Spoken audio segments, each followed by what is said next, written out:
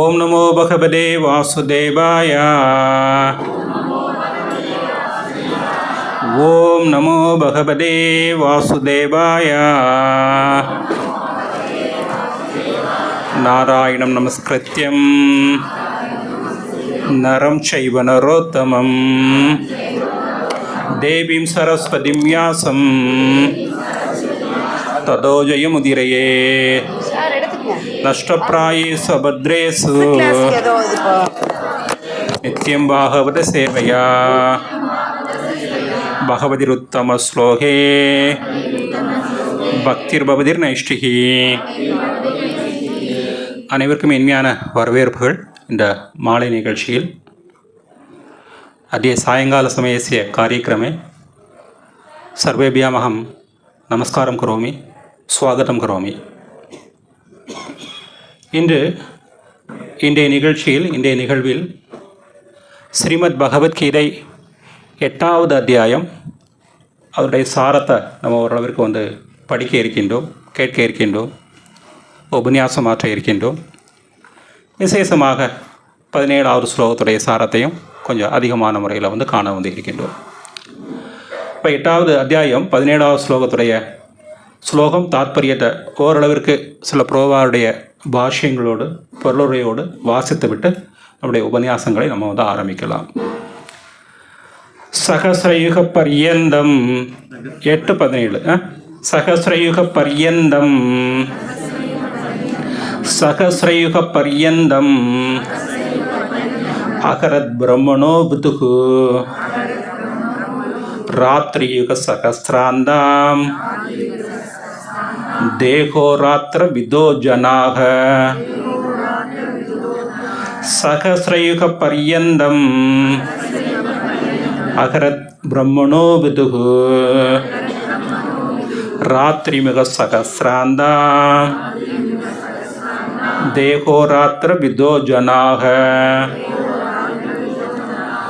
மொழிபெயர்ப்பு பொருளை பக்தி வேதாந்த சுவாமி ஸ்ரீல பிரபுபாதர் அகில உலக கிருஷ்ண பக்தி இயக்கத்துடைய ஸ்தாபக ஆச்சாரியார் அவர்களின் வாயிலாக சில பிரபுபாதருக்கு ஜெய். இந்த மொழிபெயர்ப்பு மட்டும் பின்னால் சொல்லும்படி வேண்டிக் கொள்கிறேன். சகஸ்ர ஆயிரக்கணக்கான யுகங்கள் பரியந்தம் உள்ளிட்ட அக பகல் நேரம் யத் அந்த பிரம்மணக பிரம்மாவின் புதுக அறிவாயாக ராத்திரிம் இரவு யுக யுகங்கள் சகஸ்ர அந்தரம் இதுபோலவே ஆயிரத்தின் இறுதியில் தே அவர்கள் அகராத்திரக இரவும் பகலும் விதக அறிகின்றார்கள் ஜனாக மக்கள். மனித கணக்கின்படி 1000 யுகங்களை கொண்ட காலம் பிரம்மாவுடைய ஒரு பகலாகும். அவருடைய இரவின் காலமும் அதுபோல நீண்டதாகும். பொருளுரை: பௌதீக பிரபஞ்சத்தின் காலம் எல்லைக்கு உட்பட்டதாகும். இது கல்பங்களின் சுழற்சியாக தோற்றமளிக்கின்றது. கல்பக என்பது பிரம்மாவின் ஒரு பகல். சத்யக, திரேதாக, துவாபரக, கலிக என்ற 4 யுகங்கள் 1000 முறை சுழலும் பொழுது அது பிரம்மாவுடைய ஒரு பகலாக இருக்கின்றது.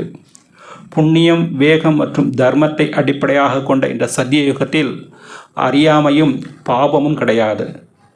அது 17,28,000 வருடங்கள் நீடிக்கக்கூடியதாகும். திரேதாயுகத்தில் பாவங்கள் ஆரம்பமாயின. அது 12,96,000 வருடங்கள் நீடிக்கின்றது. துவாபர யுகத்தில் புண்ணியமும் தர்மமும் மேலும் சீர்குலைய பாவங்கள் மேலோங்கி இருக்கின்றன. இந்த யுகம் 8,64,000 வருடங்கள் நீடித்தது. இறுதியாக கலியுகத்தில் கடந்த 5000 வருடங்களாக நாம் அனுபவித்து வரும் யுகத்தில் போர், அறியாமை, அதர்மம் மற்றும் பாவங்கள் அதிகரித்து உண்மையான புண்ணியம் என்பது ஏறக்குறைய அழிந்து விடுகிறது. இந்த யுகம் 4,32,000 வருடங்கள் நீடிக்கின்றது. பாவங்கள் அதிகரித்து எல்லை மீறி போகும் பொழுது கலியுகத்தின் இறுதியில் கல்கியாக அவதாரம் எடுக்கும் முழுமுதற் கடவுள் அசுரர்களை அழித்து பக்தர்களை காத்து மீண்டும் சத்தியயுகத்தை தொடங்குகிறார். பின்னர் மீண்டும் அதே சுழற்சி தொடர்ந்து நடைபெறுமாகும். இந்த 4 யுகங்கள் 1000 முறை சுழலும் பொழுது ஒரு பிரம்மாவின் ஒரு பகலாகும். அவரது இரவும் அதை போன்றதே ஆகும். இவ்வாறு 100 வருடங்கள் வாழும் பிரம்மா அதற்கு பின்பு இறக்கின்றார். இந்த 100 வருடங்கள் பூலோக கணக்கின்படி 3,11,04,000 கோடி வருடங்களாகும். இவ்வாறு பிரம்மாவின் வாழ்நாளும் வினோதமாகவும் முடிவில்லாதது போல தோன்றினாலும் நித்திய வாழ்வில் ஒப்பிடும் பொழுது இது மின்னலை போன்ற குறுகிய காலமே ஆகும். அட்லாண்டிக் கடலில் நீர்க்குமிழிகளைப் போல காரணக்கடலில் எண்ணற்ற பிரம்மாக்கள் தோன்றி மறைகின்றார்கள். பிரம்மாவும் அவரது படைப்பும் பௌதிக பிரபஞ்சத்தின் பகுதிகள் என்பதால் அவை எப்பொழுதும் மாற்றத்திற்கு உட்பட்டவையாகும். பிரம்மா உட்பட ஜட உலகை சார்ந்த அனைவரும் பிறப்பு, இறப்பு, முதுமை, வியாதிக்கு உட்பட்டவர்களே ஆவார்கள். இருப்பினும் இந்த பிரபஞ்சத்தை நிர்வகிப்பதன் மூலம் பரமபுருஷருடைய நேரடி தொண்டில் ஈடுபட்டிருக்கும் பிரம்மா அதனால் உடனடியாக முக்தியடைகிறார்.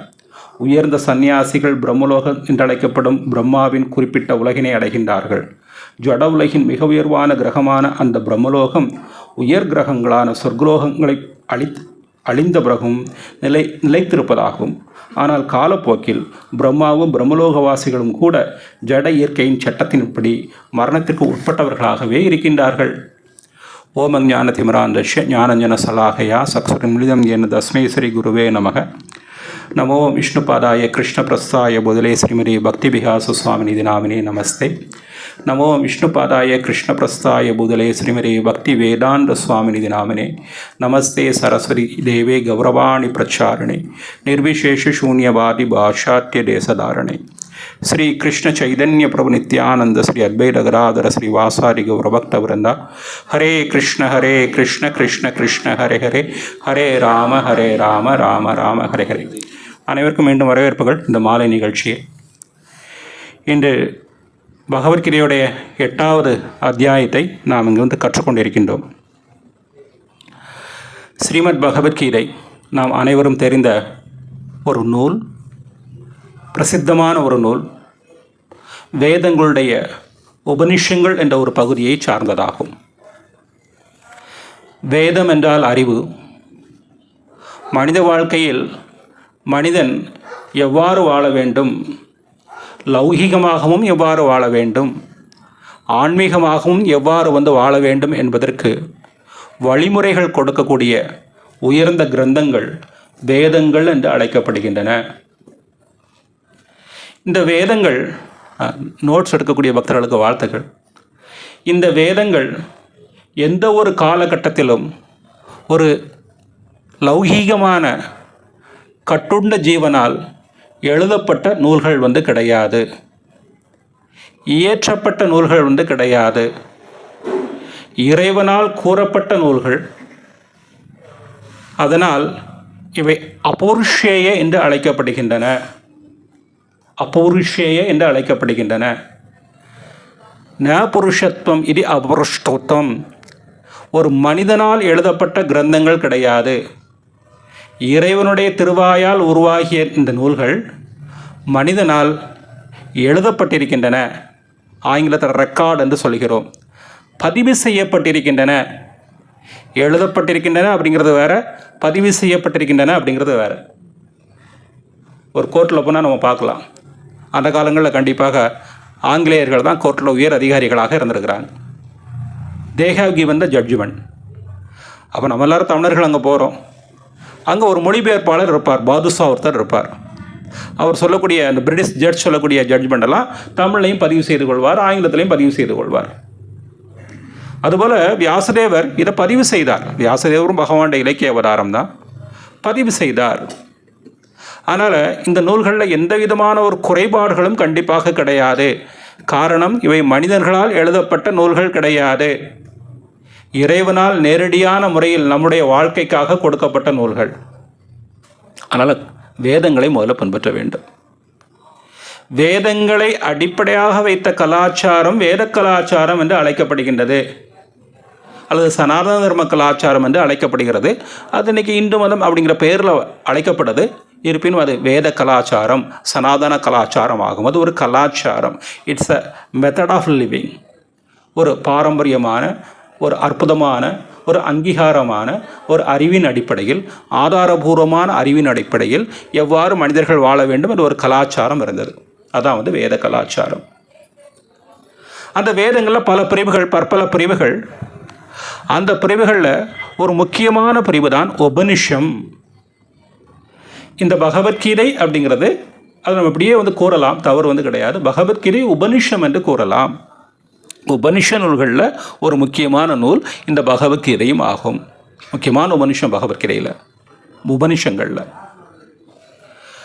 இந்த வேதங்களில் உபனிஷங்களுக்கு ஏன் அப்படி ஒரு ஏற்றம், எதனால் இவ்வளோ உயர்ச்சி அப்படின்னா, வேதங்கள் எல்லா விதமான லௌகீக அறிவையும் வழங்குகின்றது, இறுதியில் ஆன்மீக அறிவையும், ஜீவன் அடைய வேண்டிய ஆன்மீக அறிவையும் வந்து வழங்குகின்றது. இந்த உபனிஷங்கள் விசேஷமான முறையில் ஆன்மீக அறிவைத்தான் வந்து வழங்குகின்றது. அதிலும் இறைவனிடம் நம்மை அழைத்து செல்லக்கூடிய அந்த ஆன்மீக அறிவை வழங்குகின்றன. இந்த மனித வாழ்க்கை மிருகங்களுடைய வாழ்க்கையிலிருந்து வேறுபட்டது. காரணம், இந்த மனித சரீரத்தை உபகரணமாக பயன்படுத்தி, கருவியாக பயன்படுத்தி நம்மால் வந்து 4 புருஷார்த்தங்களை வந்து அடைய முடியும். தர்மக, அர்த்தக, காமக, மோக்ஷக என்ற 4 புருஷார்த்தங்களை வந்து அடைய முடியும். இன்றைக்கி மனிதன் வந்து காமக அப்படிங்கிற ஒரு புருஷார்த்தத்தை நோக்கி மட்டும் பின்னால் சென்று கொண்டிருக்கிறான். அர்த்தகங்கிற ஒரு புருஷார்த்தத்தை நோக்கி மட்டும் சென்று கொண்டிருக்கிறான். தர்மகங்கிற புருஷார்த்தத்தையே விட்டுவிட்டான். தர்மக அப்படிங்கிற முறையில் புருஷார்த்தம் ஆரம்பமாகின்றது. அர்த்தக, காமக, இறுதியில் என்னது, மோக்ஷக. அந்த மோக்ஷகங்கிற புருஷார்த்தத்தை நோக்கி வந்து செல்லணும். அப்படி தானே எல்லா நூல்களும் வடிவமைக்கப்பட்டிருக்கு. திருக்குறள் கூட அப்படி தானே வடிவமைக்கப்பட்டிருக்கு. தர்மம், அர்த்தம், காமம், மோட்சம் 4 பிரிவுகளுமே இருக்குது திருக்குறளில் கூட. அதற்கு அப்பால் ஒரு அற்புதமான ஒரு புருஷார்த்தம் வந்து இருக்குது இந்த மனித வாழ்க்கைக்கு. அது பஞ்சம புருஷார்த்தம் என்று அழைக்கப்படுகின்றது. அதான் பிரதானமான புருஷார்த்தம்.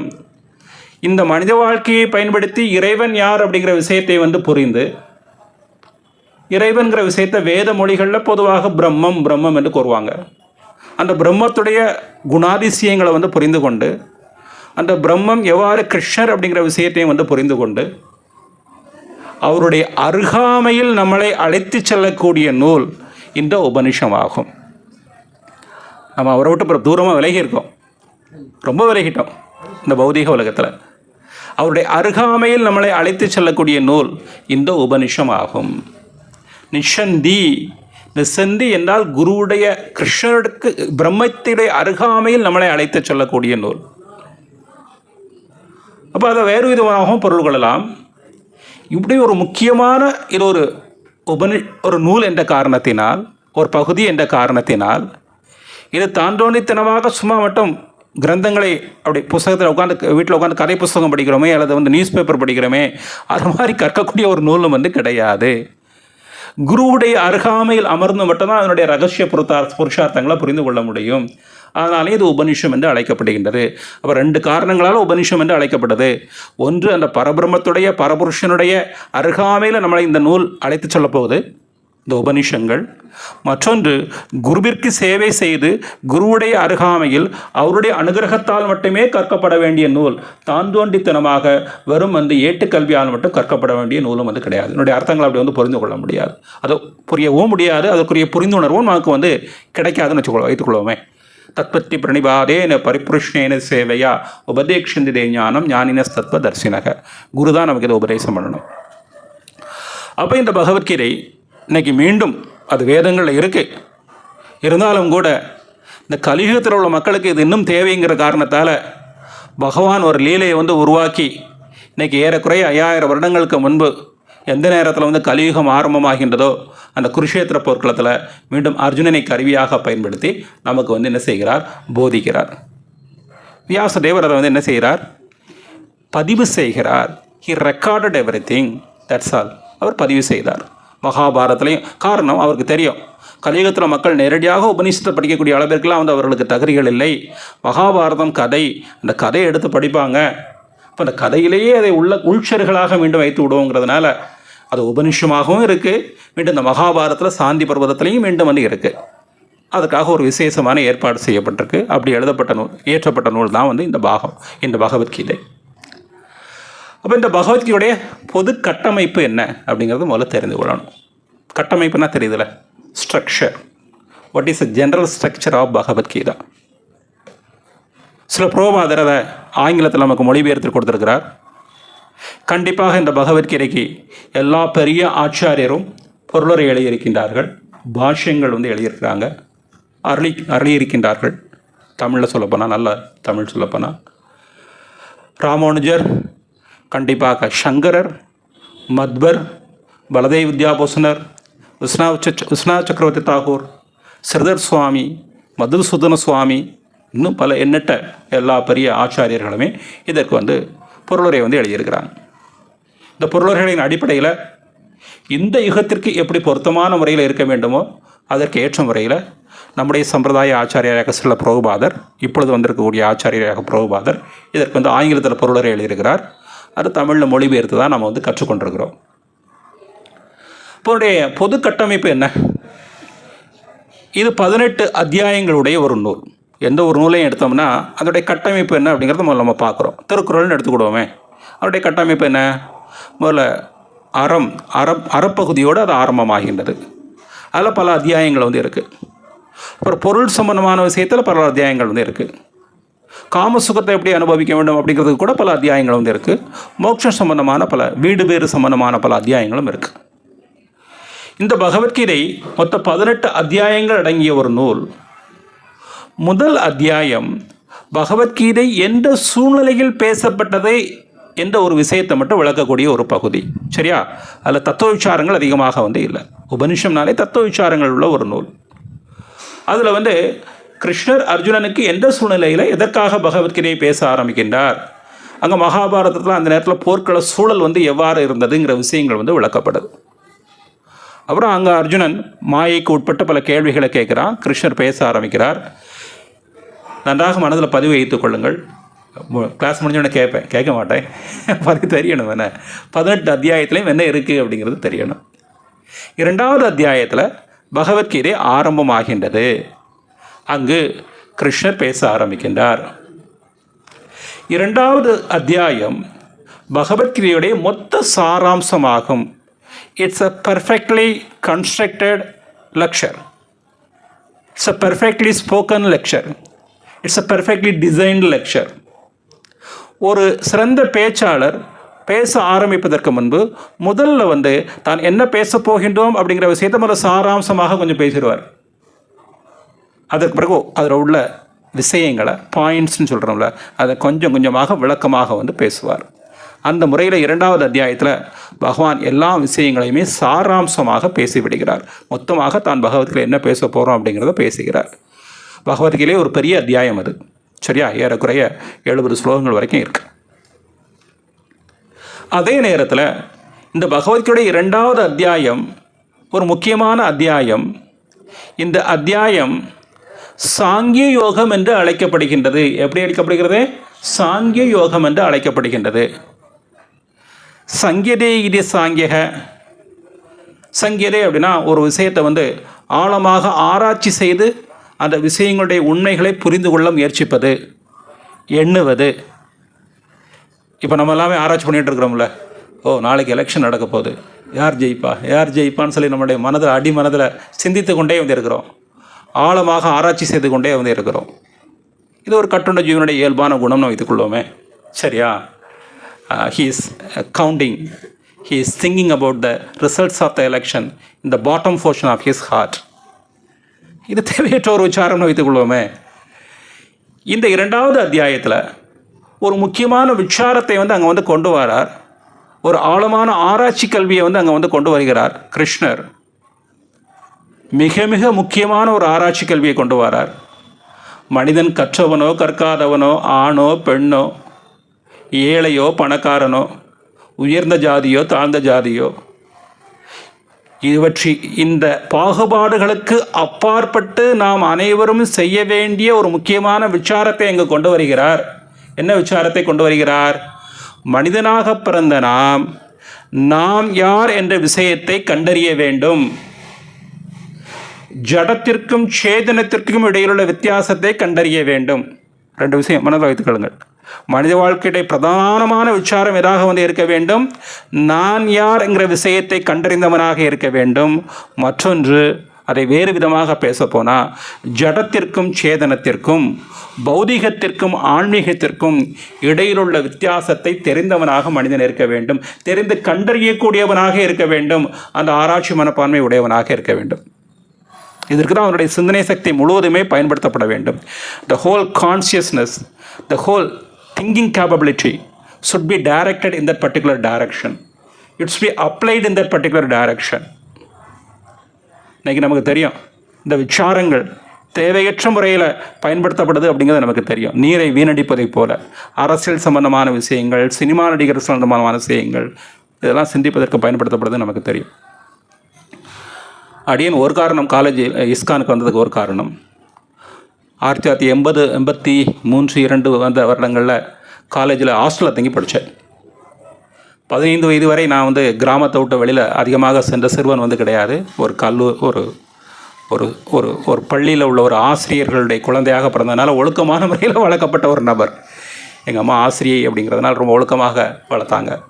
இப்போ முதலாக காலேஜ் ஹாஸ்டலில் போய் தங்கினேன் 16, 17 வயசில். It's a cultural shock. மாணவர்கள்லாம் தாண்டொடித்தனமாக இருந்தாங்க, சினிமா பார்த்தாங்க, அதை பண்ணாங்க, இதை பண்ணாங்க. அதுகள் கூட என்னை ரொம்ப பாதிக்கலை. காரணம், ஒரு 10 மாணவர்கள் நாங்கள் கொஞ்சம் ஒழுக்கமாக இருந்தோம். ஒரு விஷயம் என்னை ரொம்ப பாதித்தது மனதில். Always they were speaking about cinema actors. எப்போ பார்த்தாலும் அந்த நேரத்தில் உள்ள பிரசித்தி பெற்ற அந்த தமிழ் சினிமா நடிகர்களை பற்றியே பேசிக்கிட்டு இருப்பாங்க. அவங்களுடைய மூக்கு எப்படி இருக்குது, அவங்களுடைய அழகு எப்படி இருக்குது, அவங்களுடைய படங்கள் எப்படி இருக்குது. I was thinking all of them were highly educated student. நான் அப்போ சேர்ந்தது டெக்ஸ்டைல் டெக்னாலஜி என்று அந்த ஹை லெவலில் உள்ள மாணவர்கள் மட்டும் சேரக்கூடிய ஒரு பகுதி. ஏறக்குறைய ஸ்டேட் ஃபஸ்ட் வாங்கியிருப்போம்னு வச்சுக்கிங்களேன். அதில் உள்ள மாணவர்கள்லாம் such a good students, why they are wasting their time in discussing such a mundane topic அப்படின்னு நான் சிந்திப்பேன். அப்போவே ஏதோ கிருஷ்ணனுடைய கருணையில் எனக்கு அப்போவே அந்த சிந்தனை இருந்திருக்கு. ரொம்ப வருத்தப்படக்கூட செய்வேன்னு வச்சுக்கிங்களேன். அதுதான் உண்மை. மனித வாழ்க்கை இது போன்ற கீழ்த்தரமான காரியங்களை சிந்திப்பதற்கான ஒரு வாழ்க்கை கிடையாது. மனித வாழ்க்கை நான் யார் என்ற விஷயத்தை சிந்திப்பதற்கான ஒரு வாழ்க்கை. அப்படி சிந்திக்கும்போது மீண்டும் அது பிரம்ம விசாரம் என்று அழைக்கப்பட்டது. எப்படி அழைக்கப்பட்டது? பிரம்ம விசாரம் என்று அழைக்கப்பட்டது. எதனால் பிரம்ம விசாரம் என்று அழைக்கப்பட்டது? இந்த பிரம்ம விசாரத்தில் 2 அம்சங்கள் இருக்குது. ரெண்டையுமே பிரம்மன் என்று சொல்லலாம். அதையும் இந்த அத்தியாயத்தில் நம்ம பேச போகிறோம். பிரம்மம் என்றால் உயிராகிய ஜீவனாகிய நம்மையும் பிரம்மன் என்று அழைக்கலாம். அது என்ன பெயர் அழைக்கப்படுது? ஜீவ பிரம்மன் என்று அழைக்கப்படுகின்றது. மற்றொன்று, அந்த இறுதியாக பரபிரம்மன், அவனும் பிரம்மன் என்று அழைக்கப்படுகின்றான். இப்போ இன்னொரு ஆழமான விஷயத்துக்கு போவோம். இந்த 2 வஸ்துக்களை சம்பந்தமான விசாரம் ஒன்றான முறையில் சொல்லக்கூடிய ஒன்று. How we can say the effort to understand Jiva Brahman and Parabrahman goes together, goes simultaneously, progresses simultaneously. இந்த பரபிரம்ம விசாரமும் இந்த ஜீவபிரம்ம விசாரமும் பொதுவாக ஒன்றாகத்தான் சொல்லும். எவன் ஒருவன் தான் யார் அப்படிங்கிற விஷயத்தை ஆழமாக தெரிந்து கொள்ள முயற்சிக்கின்றானோ கண்டிப்பாக அவன் எதற்கும் முயற்சிப்பான். அந்த இறுதியான உண்மை என்ன, இந்த மனித வாழ்க்கையில் கண்டறிந்து விடுவேன் அப்படின்னு சொல்லி முயற்சிப்பான். அப்படிப்பட்ட நபர்களுக்கு அங்கே 2வது அத்தியாயத்தில் பதில் கொடுக்கிறார். உபனிஷங்களே அதுக்கு உரியது தான். பகவான் நமக்கு அங்கே விளக்கி விடுகிறார். நாம் உடல் அல்ல, உடலில் வாழக்கூடிய ஜீவன்கள், நித்தியமான உயிர்கள் என்று நமக்கு பதில் அளிக்கிறார். அதுக்கு அற்புதமான சில விவரங்களெல்லாம் கொண்டு வரார். உடல் எவ்வாறு அழிகின்றது, அப்படி தானே? உடல் எவ்வாறு தற்காலிகமானது, நம் உடலில் வாழக்கூடிய உயிர் எவ்வாறு நிலையாக இருக்கின்றது. ஒரு 15-20 வருடங்களுக்கு முன்பு நம்முடைய ஒரு புகைப்படத்தை நம்ம பார்க்குறோம். இப்போ பார்க்குறோம். எதனால் பாஸ்போர்ட் 10 வருஷத்துக்கு ஒரு நேரம் மாற்றணும்? காரணம், 10 வருடங்களுக்கு ஒரு முறை நம்முடைய உடல் மாறிட்டு அதே நபர் கிடையாது. That's a reason they are keeping such a role. கண்டிப்பாக அதனால் 10 வருடங்களுக்கு ஒவ்வொரு க்ஷணமும் உடல் மாறுது. இருந்தாலும் 10 வருடங்களுக்கு ஒரு முறை கண்டிப்பாக அந்த மாற்றம் நம்ம தெளிவாக தெரிகின்றது. It's visible directly. அதனால தான் அந்த நியமத்தை வச்சுருக்கிறாங்க. வரவுச்சீட்டுன்னு சொல்கிறோம் தமிழில், அந்த பாஸ்போர்ட் சம்மந்தமான விஷயங்களில். அப்போது கடவுச்சீட்டு அப்படின்னு இலங்கை மொழியில் சொல்லுவாங்க. ஓகேயா, தேங்க்ஸ். தமிழ்நாட்டில் அதை எப்படி பேரில் வச்சுருக்காங்க, அதில் இந்தியாவில் கடவுச்சீட்டுன்னு இலங்கை பாஸ்போர்ட்டில் பார்க்கலாம். அப்போ இந்த உடல் கண்டிப்பாக மாறுகின்றது. ஆனால் உடலில் இருக்கக்கூடிய நமக்கு நம்மளை பற்றி ஃபீலிங் எப்படி இருக்குது? குழந்தையாக இருக்கும்போது நம்மளுக்கு நம்மளை பற்றி என்ன ஃபீலிங் இருந்ததோ அதே மாதிரி தான் வந்து இருக்குது. அப்படி தானே? அதனால் ஆத்மா வந்து மாறவில்லை. அப்போ இது ஜீவபிரம்மன் என்று அழைக்கப்படுகிறது. இப்போ ஜீவபிரம்மன் ஆகிய பரபிரம்மன், இந்த ஜீவபிரம்மனுக்கும் பரபிரம்மனுக்கும் இடையிலுள்ள சம்பந்தம் என்ன அப்படிங்கிறதையும் மீண்டும் இந்த பகவத்கீதை விளக்க போகுது. இப்போ சம்பந்தம், இப்போ என்ன பிரச்சனை அப்படின்னா, ஜீவபிரம்மனாகிய நாம் இந்த பூவுலகத்தில் எதனால் நம்ம அனைவருமே முக்தி அடையாத ஜீவன்கள், கட்டுண்ட ஜீவன்கள்னு சொல்லி இஸ்கான் தமிழ் லாங்குவேஜில் நம்ம சொல்கிறோம். முக்தி அடையாத ஜீவன்கள், பந்தப்பட்ட ஜீவன்கள்லாம் என்ன அர்த்தம் அப்படின்னா, இறைவனிடம் உள்ள உறவை வந்து மறந்துவிட்டு நம்ம இந்த ஜட உலகோடு உறவுகளை அதிகமாக வளர்த்து விட்டது மட்டும் இல்லை, பற்றுடையவனாக இருக்கின்றோம். எந்த அளவிற்கு பற்றுடையவனாக வந்து இருக்கின்றோம்? ஒரு 1000 நபர்களை நீ வந்து கூப்பிட்டு நீ உடலெல்லாம் ஆத்மா என்று சொன்னோம்னா அதை ஒத்துக்கொள்ள கூட அவர்கள் தயாராக இல்லை. அந்த உண்மை அதான் உண்மை. ஆனால் அந்த உண்மையை அவர்கள் ஒத்துக்கொள்ள தயாராக இருப்பது கிடையாது. அதற்கு மாறாக அவர்கள் தங்களை எவ்வாறு வந்து கருதுகிறார்கள்? உடல் என்று தான் வந்து கருதுகிறார்கள். என்னப்பா நீ ஏதோ வந்து பேசுகிற, நான் ஒரு நபர், ஒரு ஆண், ஒரு தமிழன், இந்த நபருக்கு நான் வந்து கணவன், இந்த நபருக்கெலாம் நான் வந்து தந்தை, என்னுடைய வேலையை நான் பார்த்து கொண்டு போயிட்டு இருக்கிறேன். இந்த உடலுடைய அடிப்படையில் எனக்கு பல வேலைகள் இருக்குது, கடமைகள் இருக்குது, நான் ஆஃபீஸ் போனோம், நீ தேவையில்லாமல் பகவத்கீதை கொண்டு வந்து என் கையில் நீட்டிகிட்டு இருக்கிற, டொனேஷன் வேணாலும் வாங்கிட்டு போ, என்னை விட்டு தொலை. இதுதான் வந்து ஒரு சராசரியான ஒரு கட்டுண்ட ஜீவனுடைய குணம். உண்மை இல்லையா? we all are influenced by the bodily concept of life. We all are influenced by the mental concept of life. We are surrounded by the bodily concept of the life. உடல்ங்கிற உணர்வில் ஊறி இருக்கின்றோம். இதை பாகவதம் அற்புதமான முறையில் சொல்லுது. யஸ்யாத்ம புத்தி குணப்பேதிரி தாதுகே சுவதி கலத்ராதிசு பௌமயுஜதீஹி யத்தீர்த்த புத்தி சலினேன்ன கர்கிட்சித் ஸ்வதி கலத்ரேசு கர்கின கர்ச்சித். அடுத்தவரே ஜன்னேசு அபிஜேசு சஏவ கோகரக சொல்லுது மட்டுமல்ல, நம்ம வந்து மிருகம்னு சொல்லிட்டு அந்த ஸ்லோகம். சஏவ கோகரக, நீ வந்து மிருகம். எது வரைக்கும் நீ மிருகம்தான்? எந்த அளவிற்கு? யாவத் பர்யந்தம் அப்படின்னு சமஸ்கிருதத்தில் சொல்லுவாங்க. எதுவரை நீ உன்னை இந்த உடல் என்று நினைக்கின்றாயோ, யாவத் பர்யந்தம் பவான் மன்யதே பவான் சரீரகைவ, உன்னை நீ எந்த அளவிற்கு சரீரம் என்று தான் வந்து கருதுகின்றாயோ அந்த வரை நீ மிருகத்திற்கு சமமானவன் என்று இந்த பாகவத ஸ்லோகம் வந்து சொல்லுது. நம்ம அப்படி தான் நினைக்கிறோம். தமிழன் தமிழன் தமிழன் தமிழன் அப்படி தமிழ் அப்படின்னாலே நல்ல மொழி. ஆனால் நான் தமிழ் அப்படிங்கிற உடல் உணர்வில் நம்ம இருக்கிறோம். நான் மட்டுமில்லை, எல்லோருமே நான் இந்தியன் அல்லது ஆண், நான் ஒரு பெண் என்ற உணர்வில் நம்ம என்ன செஞ்சுருக்கிறோம்? ஆழ்ந்திருக்கிறோம். நம்முடைய குடும்பத்து உறவினர்களை மட்டும் உறவினர்கள் நினைக்கிறோம். காரணம், இந்த சரீரத்தோடு சம்பந்தப்பட்ட நபர்கள். இந்த தேக சுகத்திற்காக மட்டும் உழைக்கிறோம். இந்த தேக சுகத்தை மட்டுமே சிந்தித்து கொண்டு வந்து இருக்கிறோம். இது மனித வாழ்க்கை வந்து கிடையாது. ஆத்ம விசாரம் செய்ய வேண்டும். நான் உடல் அல்ல ஆத்மாங்கிற விஷயத்தை வந்து புரிந்து கொள்ள வேண்டும். அப்போ இந்த இறுதியில் நம்ம ஆத்மாங்கிற விஷயத்தை வந்து புரிந்து கொள்கிறோம். இந்த ஆத்மாவிற்கு ஒரு ஆதி எங்கே அப்படிங்கிற விஷயத்துக்கு மீண்டும் போகிறோம். இந்த ஆத்மா எங்கிருந்து வந்தது? What is the source of this atma? இந்த பாகவதம் எப்படி சொல்லுது அப்படின்னா, 3 நிலையில் கொஞ்சம் கொஞ்சமாக அந்த பரமாத்மா விசாரம் வரும் அப்படின்னு சொல்லுது. அற்புதமான முறையில் சொல்லுது. 3வது அத்தியாயத்தில் 3வது ஸ்கந்தத்தில் கபிலர் வந்து அதை விளக்குகிறார். இரவில் இப்போ இருட்டு, அந்தகாரம், சரியா? ஒளி இல்லை. காலையில் அதிகாலையில் சூரிய ஒளி நம்முடைய அறை உள்ளுக்கு பிரவேசிக்குது. சூரியன் எங்கேயோ இருக்கிறான், ஆகாயத்தில் எவ்வளோ தூரத்தில் இருக்கிறான். ஆனால் சூரிய ஒளி சூரியன் செய்யக்கூடிய காரியத்தை பண்ணுது. நம்முடைய அறையில் உள்ள இருளெல்லாம் வந்து அகன்று விட்டது. அப்பா சூரியன் வந்துட்டா, நம்ம எழும்ப வேண்டும்னு ஒரு சிந்தனை நமக்கு வருது.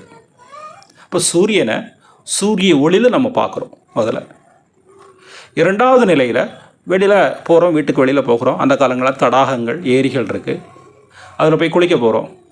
அதில் ஏராளமான சூரியனுடைய பிரதிபிம்பங்களை பார்க்குறோம். அதுக்கப்புறம் ஆகாயத்தை பார்க்குறோம். ஓ, சூரியன் மேலே வந்துட்டு ஏறக்குறைய நடுவானுக்கு வந்து, நடுவானில் ஒரு ஓரளவுக்கு வானத்தில் வந்துட்டு காலையில் 7 மணி 8 மணி அப்படிங்கிற மேலே பார்க்குறோம். இதுபோல் முதல்ல ஜீவாத்மா யார் அப்படிங்கிற விஷயத்தை புரிந்து கொள்கிறோம். நம்முடைய சரீரத்தில் இந்த உடலுக்கு சக்தியை கொடுக்கக்கூடிய ஜீவாத்மா அப்படிங்கிறத புரிந்து கொள்கிறோம். காரணம், ஜீவாத்மா மறைஞ்ச உடனே தான் நம்ம இறந்துருதோமே. அப்புறம் இந்த ஜீவாத்மாவிற்கு சக்தியை கொடுக்கக்கூடிய இன்னொரு ஒரு ஆத்மாவுடைய அம்சம் உடலில் இருக்குது அப்படிங்கிறது நமக்கு தெரியுது. எப்போ தருது? இரவில் உறங்கிருந்தோம். காலையில் எந்திரிச்ச உடனே ஒரு 5 நிமிடங்கள் அந்த கம்ப்யூட்டர் வந்து கொஞ்சம் கொஞ்சமாக ஆன் ஆகிற மாதிரி, பூஸ்டப் ஆகிற மாதிரி ஒரு 2-3 நிமிடங்கள் கழித்து நமக்கு கொஞ்சம் கொஞ்சமாக நம்மை பற்றிய அறிவு வந்து வருது, சுய அறிவு வந்து வருது. நீ வந்து ஆண், நீ இந்த குடும்பத்தில் பிறந்தவன், உனக்கு என்னென்ன வேலைகள்லாம் வந்து இருக்குது. ஒரு மாணவன்னா இன்றைக்கி எக்ஸாம் வந்து இருக்குது. ஒரு ஆஃபீஸில் வேலை பார்க்கக்கூடியவர்னா இன்றைக்கி நீங்கள் ஆஃபீஸ் போகணும். ஒரு ஆஃபீஸர்னால் ஆஃபீஸில் உங்களுக்கு இந்த வேலை இருக்குது. அந்த கடமை உணர்ச்சி சம்மந்தமான சிந்தனைகள்லாம் நமக்கு ஒன்று வருது. இதை யாரோ உள்ளுக்கிறது நமக்கு என்ன பண்ணுறாங்க? கொடுக்குறாங்க. He supplies the intelligence, the needed remembrance and everything. இருக்குதா இல்லையா? அதுதான் வந்து பரமாத்மா. சர்வசேச்சாகம் கிருதி சன்னிவிஷ்டக மத்தக ஸ்மிருதி ஞானம் அபோகனம் ச. ஒருத்தனுக்கு அறிவை கொடுக்கின்றேன், ஞாபக மறதியை கொடுக்கின்றேன், அதெல்லாம் வந்து இதயத்தில் பரமாத்மா இருந்து கொடுக்குறேன் அப்படிங்கிறார் பகவான். இப்போ எல்லோரும் ஃபோன் யூஸ் பண்ணுறோம், அப்படிதானே? ஃபோனை முதல் கண்டுபிடிச்சவர் வந்து தாமஸ் ஆல்வா எடிசன். ஒரு முத பேசின வார்த்தை ஹலோ. அதனால தான் எல்லோரும் ஹலோ ஹலோ அப்படிங்கிறவன்னு வச்சுக்கிட்டுங்களேன். இந்த விஞ்ஞான கண்டுபிடிப்புகள்லாம் எப்படி அப்படின்னா ரொம்ப காலம் முயற்சி பண்ணியிருப்பாங்க, ஆனால் அதுக்கு பதில் வராது. திடீரென்று அங்கே இதயத்தில் பரமாத்மாவில் ஒரு சிந்தனை வந்து அந்த கண்டுபிடிப்பை வந்து கண்டுபிடிப்பாங்க. நம்ம எல்லாருக்கும் தெரியும் புகழ்பெற்ற கதை. எந்த கதை? அரிஸ்டாட்டில் இருந்தார். அரிஸ்டாட்டிலுக்கு அவர் கிரேக்க நாட்டு மன்னருக்கு அமைச்சராக இருந்தார். அரசிக்கு வந்து என்ன பண்ணாங்க? ஒரு நல்ல தங்கத்தில் வந்து ஒரு மகுடத்தை கொண்டு வந்து கொடுத்தான், செஞ்சு வந்து கொடுத்தான். யார்? பொற்கொல்லன். அரசர் தங்கம் கொடுத்துருந்தார், அதில் பண்ணி கொண்டு வந்து கொடுத்தார். இப்போ அரசனுக்கு சந்தேகம், இவன் உண்மையான தங்கத்தில் தான் செஞ்சுருக்கிறானா, போலி தங்கத்தில் செஞ்சுருக்கிறானான்னு சொல்லி, அது கலவையோடு செஞ்சுருக்கிறானான்னு சொல்லி. அந்த காலத்தில் இந்த மாதிரி கண்டுபிடிப்பதுக்கு ஒரு உபகரணங்கள்லாம் வந்து கிடையாது. உடனே அரிஸ்டாட்டில் கேட்டார், இதை எப்படி கண்டுபிடிக்கிறது? எனக்கு ஒன்றுமே ஒரு உபாயம் தெரியலையே அப்படின்னு. உடனே ஐயோ, அரசர் நமக்கு இதை கொடுத்துட்டாருன்னு சொல்லி ஒரு 2-3 நாட்கள் எப்போவுமே சிந்திச்சுக்கிட்டே இருந்தார். யார்? அரிஸ்டாட்டில். ஒன்றும் அவருக்கு உபாயம் வந்து தென்படலை. சரியா? இதை மாதிரி தான் நம்மளும் கூட பல விஷயங்களுக்கு தீர்வை சிந்தித்து கொண்டே இருப்போம், கிடைக்காது. அந்த பரமாத்மா நமக்கு துணை புரியாத பட்சத்தில் அவர் தான் நமக்கு அறிவை கொடுத்தாக வேண்டும். It's not my knowledge, his knowledge. He is giving his knowledge and under that knowledge ஐ ஆம் கிவின் கைடன்ஸ். அறிவு இருந்தால் தான் நம்ம வந்து ஒரு வழி இருக்குது நமக்கு செயல்படுவதற்கு. அந்த அறிவை கடைசியில் யார் தான் வந்து கொடுத்தாக வேண்டும்? பகவான் தான் அளித்தாக வேண்டும். பரமாத்மாவை அவர் அளிக்கிறார். அதான் 2வது நிலையில் பகவானை புரிந்து கொள்கிறோம். அரிஸ்டாட்டிலுக்கு இங்கே எப்படி வழங்கப்பட்டது? அவர் ஊருக்கு வெளியில் போய் துண்டை வந்து உடுத்திட்டு குளிச்சுட்டு இருந்தார். குளிக்கும்போது ஒரு தொட்டியில் முங்கி எந்திரிச்சார். திடீர்னு ஒரு சிந்தனை வந்துட்டு அப்படி ஆடையோட துண்டோடு வந்து கிரேக்க நாட்டு தெருவில் ஓட ஆரம்பித்தார். அரோஹா அரோஹா அரோஹான்னு சொல்லி கத்திட்டு ஓட ஆரம்பித்தார். கரெக்ட். உடனே எல்லாரும் சொன்னாங்க, என்ன இவ்வளோ பெரிய கற்றிருந்த அறிஞர் இப்படி வந்து ஓடுறார், குளிக்கிற ட்ரெஸ்ஸோடு ஓடுறார் அப்படின்னு. காரணம் அந்த நிமிடத்தில் அவருக்கு வந்து அந்த சிந்தனையை வந்து வந்தது. ஆர்கிமிடிஸ்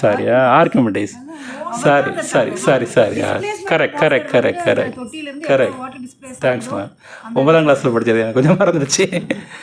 அதனால் அதனுடைய அடிப்படையில் அவர் வந்து இந்த லாவுடைய பேர் இந்த law of Archimedes, law of movement of fluids correct. அது அடிப்படையில் ஒரு தங்கத்துடைய டென்சிட்டி என்ன, வெங்கலத்துடைய டென்சிட்டி என்ன, அலுமினியத்துடைய டென்சிட்டி என்னங்கிறத கண்டுபிடிப்பதற்கு அவர் வந்து அந்த விதியை வந்து கண்டுபிடிச்சார். 3 விதிகள். Correct. First law of Archimedes, weight மட்டும் இல்லை, டென்சிட்டி வெயிட்டுங்கிறது இல்லை. அப்போ அந்த நேரத்தில் அந்த சிந்தனை அவருக்கு வந்து கிடைத்தது. அதான் வந்து பரமாத்மா. அப்போ 2வது நிலையில் பரமாத்மா இருக்கிறத வந்து புரிந்து கொள்கிறான். இந்த பரமாத்மா ஒன்று இருக்குது அப்படிங்கிறதே சமுதாயத்தில் பல நபருக்கு இன்னும் புரியாது. நான் உடல் ஆத்மாங்கிறதே புரியாது. மக்கள் தான் தன்னை உடல் என்று சொல்லி உடல் உணர்வுலேயே ஊறி இருக்கிறாங்க. அடுத்து பரமாத்மா ஒன்று இருக்குது அப்படிங்கிற விஷயத்தை வந்து புரிந்து கொள்ளணும். 3வது நிலையில் தான் நான் சொன்னேன், இந்த சூரியன் நிலை. இந்த பரமாத்மா எங்கிருந்து வருகிறது? இந்த பரமாத்மா எல்லாரோட இதயத்திலையும் வீற்றிருக்கிறாரே அப்படிங்கிற விஷயத்தை கண்டறிந்து இறுதியில் பாகவதம் என்ன கூறுகின்றது? அவன் வந்து ஆகாயத்தை பார்க்க ஆரம்பிக்கின்றான் அல்லது சிந்திக்க ஆரம்பிக்கின்றான்.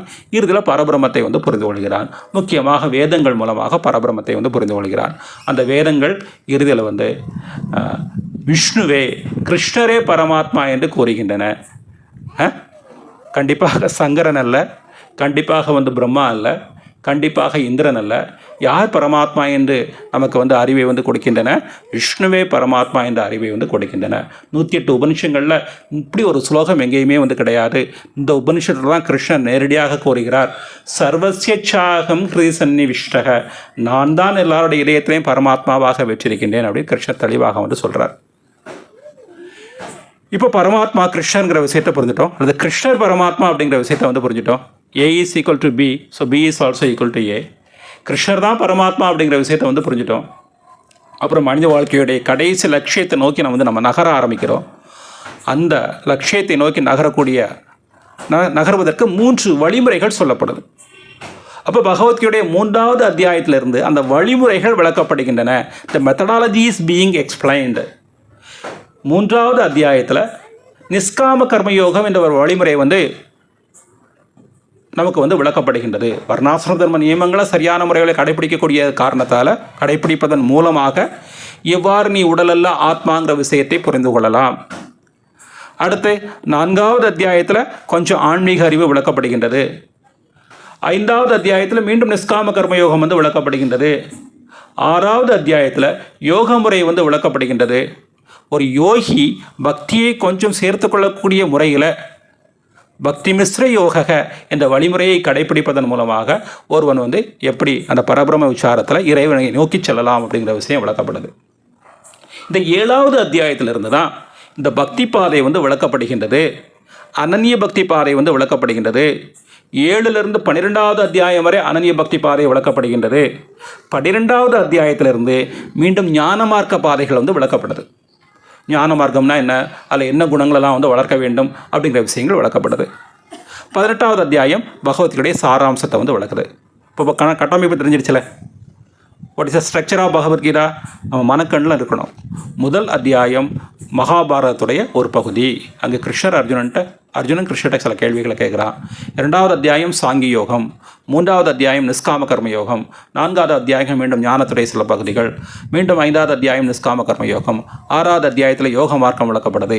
7லிருந்து 12 வரைக்கும் பக்தி யோகம் விளக்கப்படுது. அடுத்து கடைசியில் மீண்டும் ஞானம் விளக்கப்படுது. அப்படிங்கிற விஷயங்கள் நமக்கு தெரியணும். மீண்டும் கொஞ்சம் மனப்பாடமாக தெரியணும். என்ன இஸ்கானுக்கு கொண்டே இருக்கும். மீண்டும் ஞான மார்க்கத்தில் 3 குணங்கள் சம்பந்தமாக எந்த அத்தியாயத்தில் விளக்கப்படுது. அப்புறம் க்ஷேத்திர சேத்தனஞ்சய ஒரு யோகம் எந்த பக்கத்தில் விளக்கப்படுது. அப்புறம் கடைசியில் 18வது அத்தியாயம் எப்படி சாராம்சமாக இருக்குது. இதுதான் கட்டமைப்பு. இதில் நம்ம 8வது அத்தியாயத்தில் நிற்கிறோம். அப்போ விஸ்வநாத் சகோதர் தாகூர் இந்த பகவத்கீதையுடைய இந்த கட்டமைப்பு ஸ்ட்ரக்சருக்கு என்ன உதாரணம் கொடுக்குறார்? இந்த பகவத்கீதை ஒரு வைரத்தை போன்றது. வைரம் அந்த காலத்தில் தங்கப்பேழையில் வைக்கப்படும். தங்கப்பேழையில் மேல் பகுதியும் தங்கத்தால் அல்லது நல்ல ஒரு ஒரு ஒரு என்ன சொல்லலாம், ஒரு மென்மையான ஒரு பொருளால் பாதுகாக்கப்படும். கீழ்ப்பகுதியும் அப்படி இருக்கும். இந்த 2க்கும் நடுவில் அந்த வைரம் மோதிரம் எப்படி பாதுகாக்கப்படுதோ அதுபோல் இந்த பகவத்கீதையில் சாங்கிய யோகம், பின்னால் மீண்டும் ஞான யோகம், இந்த 2 பகுதிகளுக்கு இடையில் இந்த பக்தி யோகம் பாதுகாக்கப்படுது அப்படின்னு சொல்லப்படும். இப்போ நம்முடைய இந்த கௌடிய சம்பிரதாயம் தான் இஸ்கான் இயக்கம். இந்த இயக்கத்தில் நம்ம பக்தி யோகத்தை பயிற்சி செய்கின்றோம். பக்தி யோகம் நேரடியான முறையில் கிருஷ்ணருக்கும் நமக்கும் இடையில தொடர்பை ஏற்படுத்துகிறது. அப்போ தொடர்பை ஏற்படுத்தும் போது இந்த பக்தி யோகத்தில் எத்தனை வழிமுறைகள் இருக்குது? 9 வழிமுறைகள் இருக்குது. சிரவணம், கீர்த்தனம், விஷ்ணோஸ்மரணம், பாதசேவனம், அர்ச்சனம், வந்தனம், தாஸ்யம், சக்கியம், ஆத்ம நிவேதனம் என்ற 9 விதமான வழிமுறைகள் இருக்குது. இந்த 9 விதமான வழிமுறைகளை பின்பற்றுவது தான் பக்தி யோகம், பக்தி என்று அழைக்கப்படுது. இதை கடைபிடிக்கும் போது கிருஷ்ணரோடு நம்ம நேரடியான முறையில் தொடர்புக்கு உள்ளானவனாக மாறும். இந்த 8வது அத்தியாயம் எதை விளக்குது? கொஞ்சம் டெக்னிக்கலாக பேசினா இந்த 8வது அத்தியாயம் ஒரு யோகி ஒருத்தர் இருக்கிறார். அந்த யோகி பக்தியையும் சேர்த்து பகவானை அடைவதற்கு முயற்சி பண்ணுறார். அவர் சம்பந்தமான முறையில் சில விஷயங்களை விளக்குது. பக்தி மிஸ்ர யோகி என்பவருடைய ஒரு வாழ்க்கை முறையை பற்றி விளக்குது. சில பிரபுபாதர் கண்டிப்பாக எல்லா பொருளுரைகளையுமே பக்தியுடைய கண்ணோட்டத்தில் அவர் விளக்கி இருக்கிறார். இந்த அத்தியாயத்துடைய ஆரம்பத்தில் கண்டிப்பாக 7 முக்கியமான அம்சங்களுக்கு விளக்கம் கொடுக்கப்படுது. அத்தியாத்மம் என்றால் என்ன, ஆதி தெய்வம் என்றால் என்ன, ஆதி புருஷகன் என்றால் என்ன, அதி எஞ்சகன் என்றால் என்ன, இந்த விஷயங்கள்லாம் இந்த அத்தியாயத்தில் ஆரம்பத்தில் அதற்கான விளக்கங்களை அர்ஜுனன் கேட்குறான். காரணம் அதுக்கு முந்தைய அத்தியாயத்தில் கடைசி ஸ்லோகத்தில் அந்த விஷயங்கள் வருது, கடைசி ஸ்லோகம் அதற்கு முந்தைய ஸ்லோகங்களில் அந்த கருத்துக்கள் வருது. அதற்கு விளக்கம் கேட்குறான். அதுக்கு கிருஷ்ணர் விளக்கம் கொடுக்குறார். கொடுத்த பின்பு அவர் இந்த பக்தி மிஸ்ர யோகியுடைய வாழ்க்கை முறையை பற்றியும் விளக்குறார், பக்தி யோகியுடைய வாழ்க்கை முறையை பற்றியும் விளக்குறார். இப்போ தான் வாரம் விஷயத்திற்கு. அப்போ பக்தி மிஸ்ர யோகி அனன்ய பக்தன், சுத்த பக்தி பாதையை கடைபிடிக்கக்கூடிய ஒரு நபருடைய வாழ்க்கை முறையை பற்றியும் விளக்குறார். இந்த சுத்த பக்தி பாதைக்கு மற்ற சில பெயர்கள்லாம் இருக்குது. ஆங்கிலத்தில் சினோனியம்ஸ் சொல்லுவாங்க. என்ன பேர்லாம் இருக்குது இந்த அனன்ய பக்தி பாதைக்கு, சுத்த பக்தி பாதைக்கு? கேவல பக்தி, அகிஞ்சன பக்தி, நிஷ்குண பக்தி, நிர்குண பக்தி, இது எல்லாமே சினோனியம்ஸ். சரியா? அப்படி வார்த்தைகள் நம்ம புரிஞ்சுக்கணும். சுத்த பக்தியை தான் சொல்லுது. அகிஞ்சன பக்தி, அப்புறம் நிர்குண பக்தி, உத்தமா பக்தி, சூப்பர், உத்தமா பக்தி ஒரு சினோனியம். இதுகள்லாம் சுத்த பக்தி பாதையை விளக்குது. இப்போ இந்த அத்தியாயத்தில் ஒரு ஸ்லோகம் மட்டும், ஓரிரண்டு ஸ்லோகங்கள் இந்த அனன்ய பக்தி பாதையை விளக்குது. மற்ற ஸ்லோகங்கள் அனைத்துமே இந்த பக்தி மிஸ்ர யோகம் சம்பந்தமான விஷயங்களை விளக்குது. அந்த பகுதியில் தான் இன்றைய ஸ்லோகம் வருது. அப்போ இந்த பக்தி மிஸ்ர யோகி என்ன பண்ணுறார்? ஒரு யோகத்தை கடைப்பிடிக்கிறார். யோகத்தை கடைப்பிடிப்பது மட்டுமல்ல, அந்த யோக மார்க்கம் மட்டும் அவருக்கு வெற்றியை கொடுக்காது. ஆனால் பக்தியையும் கொஞ்சம் சேர்த்துக்கிட்டார். கொஞ்சம் சிரவணம் கீர்த்தனம் பண்ணுறார், கொஞ்சம் பகவத்கீதை படிக்கிறார், கொஞ்சம் பூஜை பண்ணுறார், கொஞ்சம் பாகவதம் படிக்கிறார். இப்போ அந்த விஷயத்தை மட்டும் கடைசியில் பேசுவோம். அதுக்குரிய அந்த சூக்ஷ்ம வித்தியாசம் தான் இந்த பகுதியில் பேசப்படுது. இப்போ அவர் அப்படி செய்யும்போது என்ன நடக்குது அப்படின்னா, இவருடைய குறிக்கோள் என்ன? எல்லா நபர்களுக்கும் ஒரு குறிக்கோள் இருக்குது. அப்படி தான் ஒரு பாதையை கடைப்பிடிக்கிறாங்க. ஞானியுடைய குறிக்கோள் மோட்சம் அடைவது, கர்மியுடைய குறிக்கோள் உலகாதியமான இன்பங்களை அடைவது அல்லது சொர்க்கலோகத்திற்கு செல்வது. அதுதான் கர்மகாண்டத்துடைய குறிக்கோள். கர்மகாண்டவாதி சொர்க்கம் கந்தும் இச்சந்தி, அவன் சொர்க்கம் போகிறதுக்கு விருப்பப்படுறான். ஞானினக மோட்சம் பிராப்தம் இச்சந்தி, மோட்சம் அடைவதற்கு முயற்சிக்கிறான். சரியா? மோட்சம் அடைவதற்கு முயற்சிக்கிறான். இந்த யோகி எதற்கு விருப்பப்படுறார்? யோக சித்திகளை அடையணும் அப்படிங்கிறதுக்கு முயற்சிக்கிறார். ஆனால் இந்த பக்தி மிஸ்ர யோகியுடைய குறிக்கோள் என்ன அப்படின்னா, இவர் கொஞ்சம் அந்தளவுக்கு ரொம்ப பௌத்திகமானவர் கிடையாது.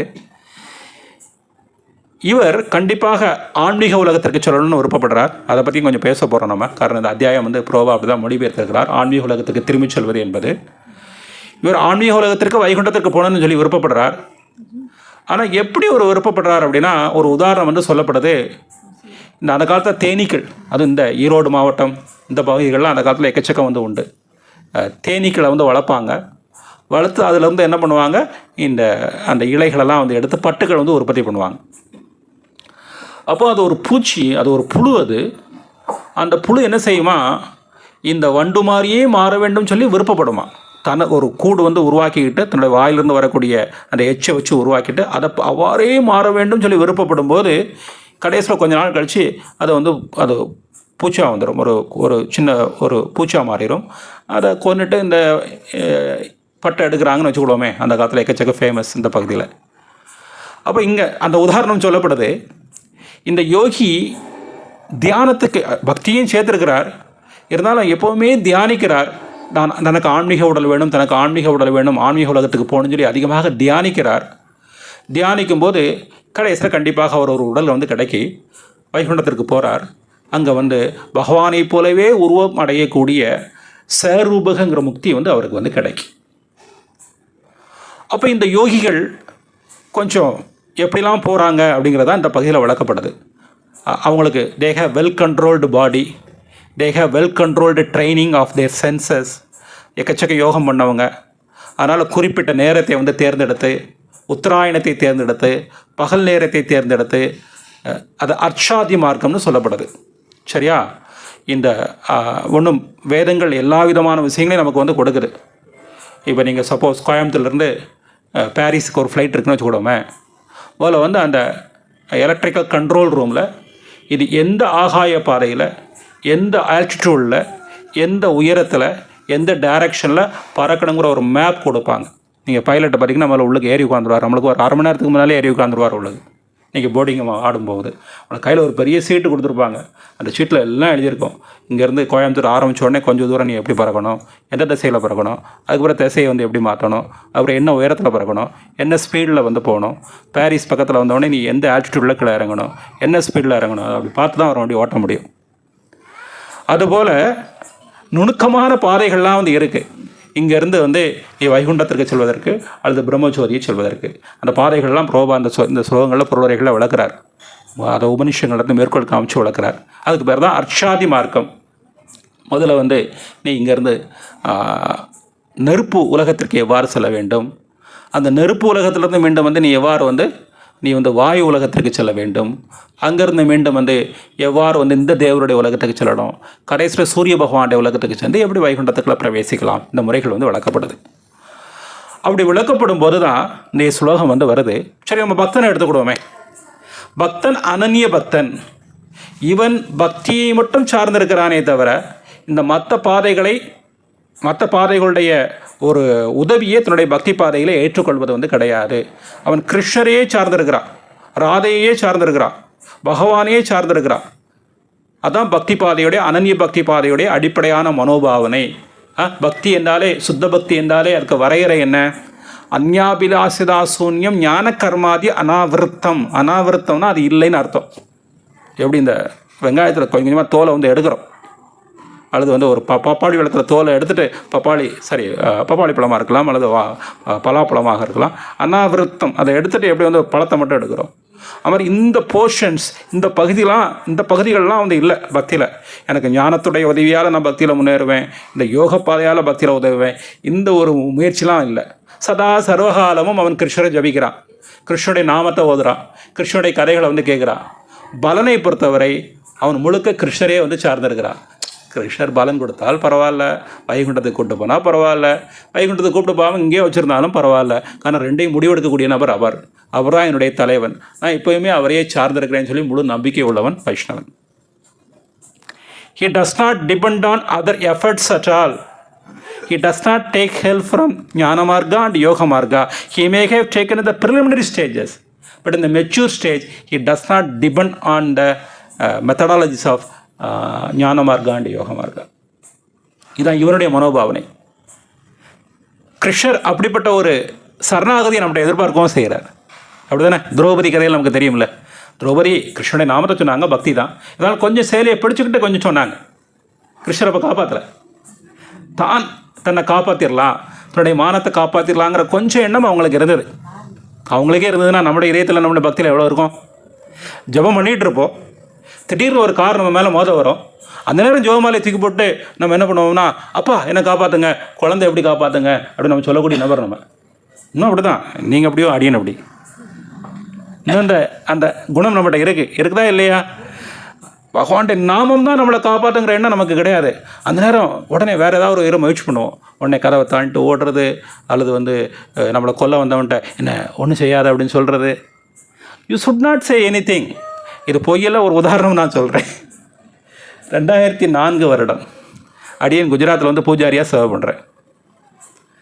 அப்போ வந்து அன்றைக்கி தான் வந்து பூகம்பம் வருது, பெரிய பூகம்பம் குஜராத்தில்.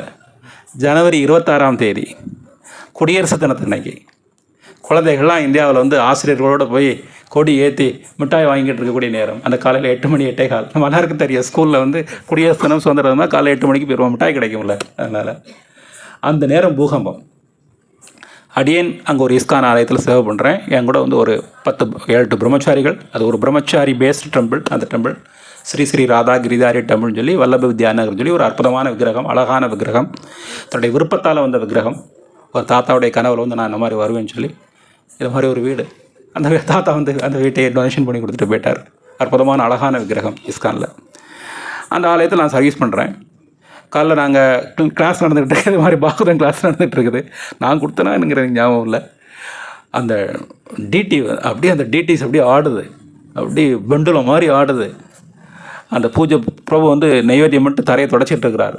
ஃபோட்டோலாம் எல்லாம் தூர கண்ட மாணிக்கு ஓடுது. என்னுடைய கோயில் பக்கத்தில் ஒரு பெரிய 8 மாடி பில்டிங். அந்த பில்டிங் எப்படியே வந்து ஆடுது, அதில் அப்படியே கிராக்லாம் வந்து உள்ளது. பெரிய பூகம்பம், அவங்க எல்லாருக்கும் தெரியும். அது அங்கே சௌராஷ்டிராலலாம் வந்து பூமியை வந்து பிளந்த மக்கள் உள்ளுக்கு அப்படியே வந்து போயிட்டாங்க. உடனே இப்படி இது ஒரு 10-15 நிமிஷம் நடக்குது தொடர்ச்சியாக. காரணம் இங்கே வந்து ஜஸ்ட் ஒரு ஷேக்கிங் தான் வித்யாநகரில். உடனே டிவோட்டிஸ்லாம் என்ன பண்ணோம், கொஞ்சம் கொஞ்சமாக அப்படி எல்லாம் கோயிலை விட்டு வெளியில் வர ஆரம்பித்தோம். வெளியில் வந்து அந்த பில்டிங்ஸ்லாம் ஆடுது. ஊர் மக்கள் எல்லாரும் பயந்து போய் கிருஷ்ணர் நம்மளை காப்பாற்றுவார்னு கோயிலை பார்த்து ஓடியாராங்க. அங்கே தான் வந்து நம்முடைய முட்டாள்தனம் வெளிப்பட்டது. விஷயம் புரிஞ்சுதா? அப்போ நாங்களாம் வெளியில் போனோடனே அவங்க கேட்குறாங்க, நீங்கள் எதுக்கு வெளியில் வாரீங்க? கிருஷ்ணர் காப்பாற்றுவார், நாங்கள் எங்கே வாரோம்? நீங்கள் கிருஷ்ணர் கூட இருக்கிறவங்க எதுக்கு வெளியில் போகிறீங்க?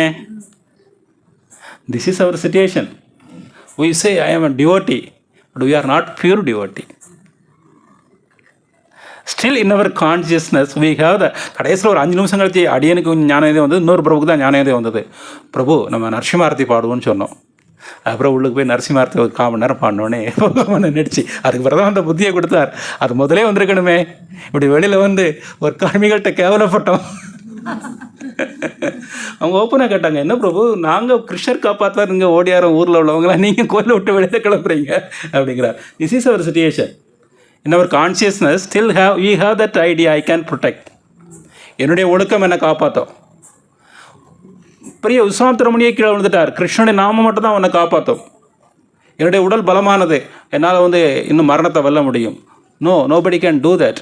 நான் மிகப்பெரிய வேத பண்டிதன், என்னுடைய வேத அறிவு என்னை வந்து காப்பாற்றும்.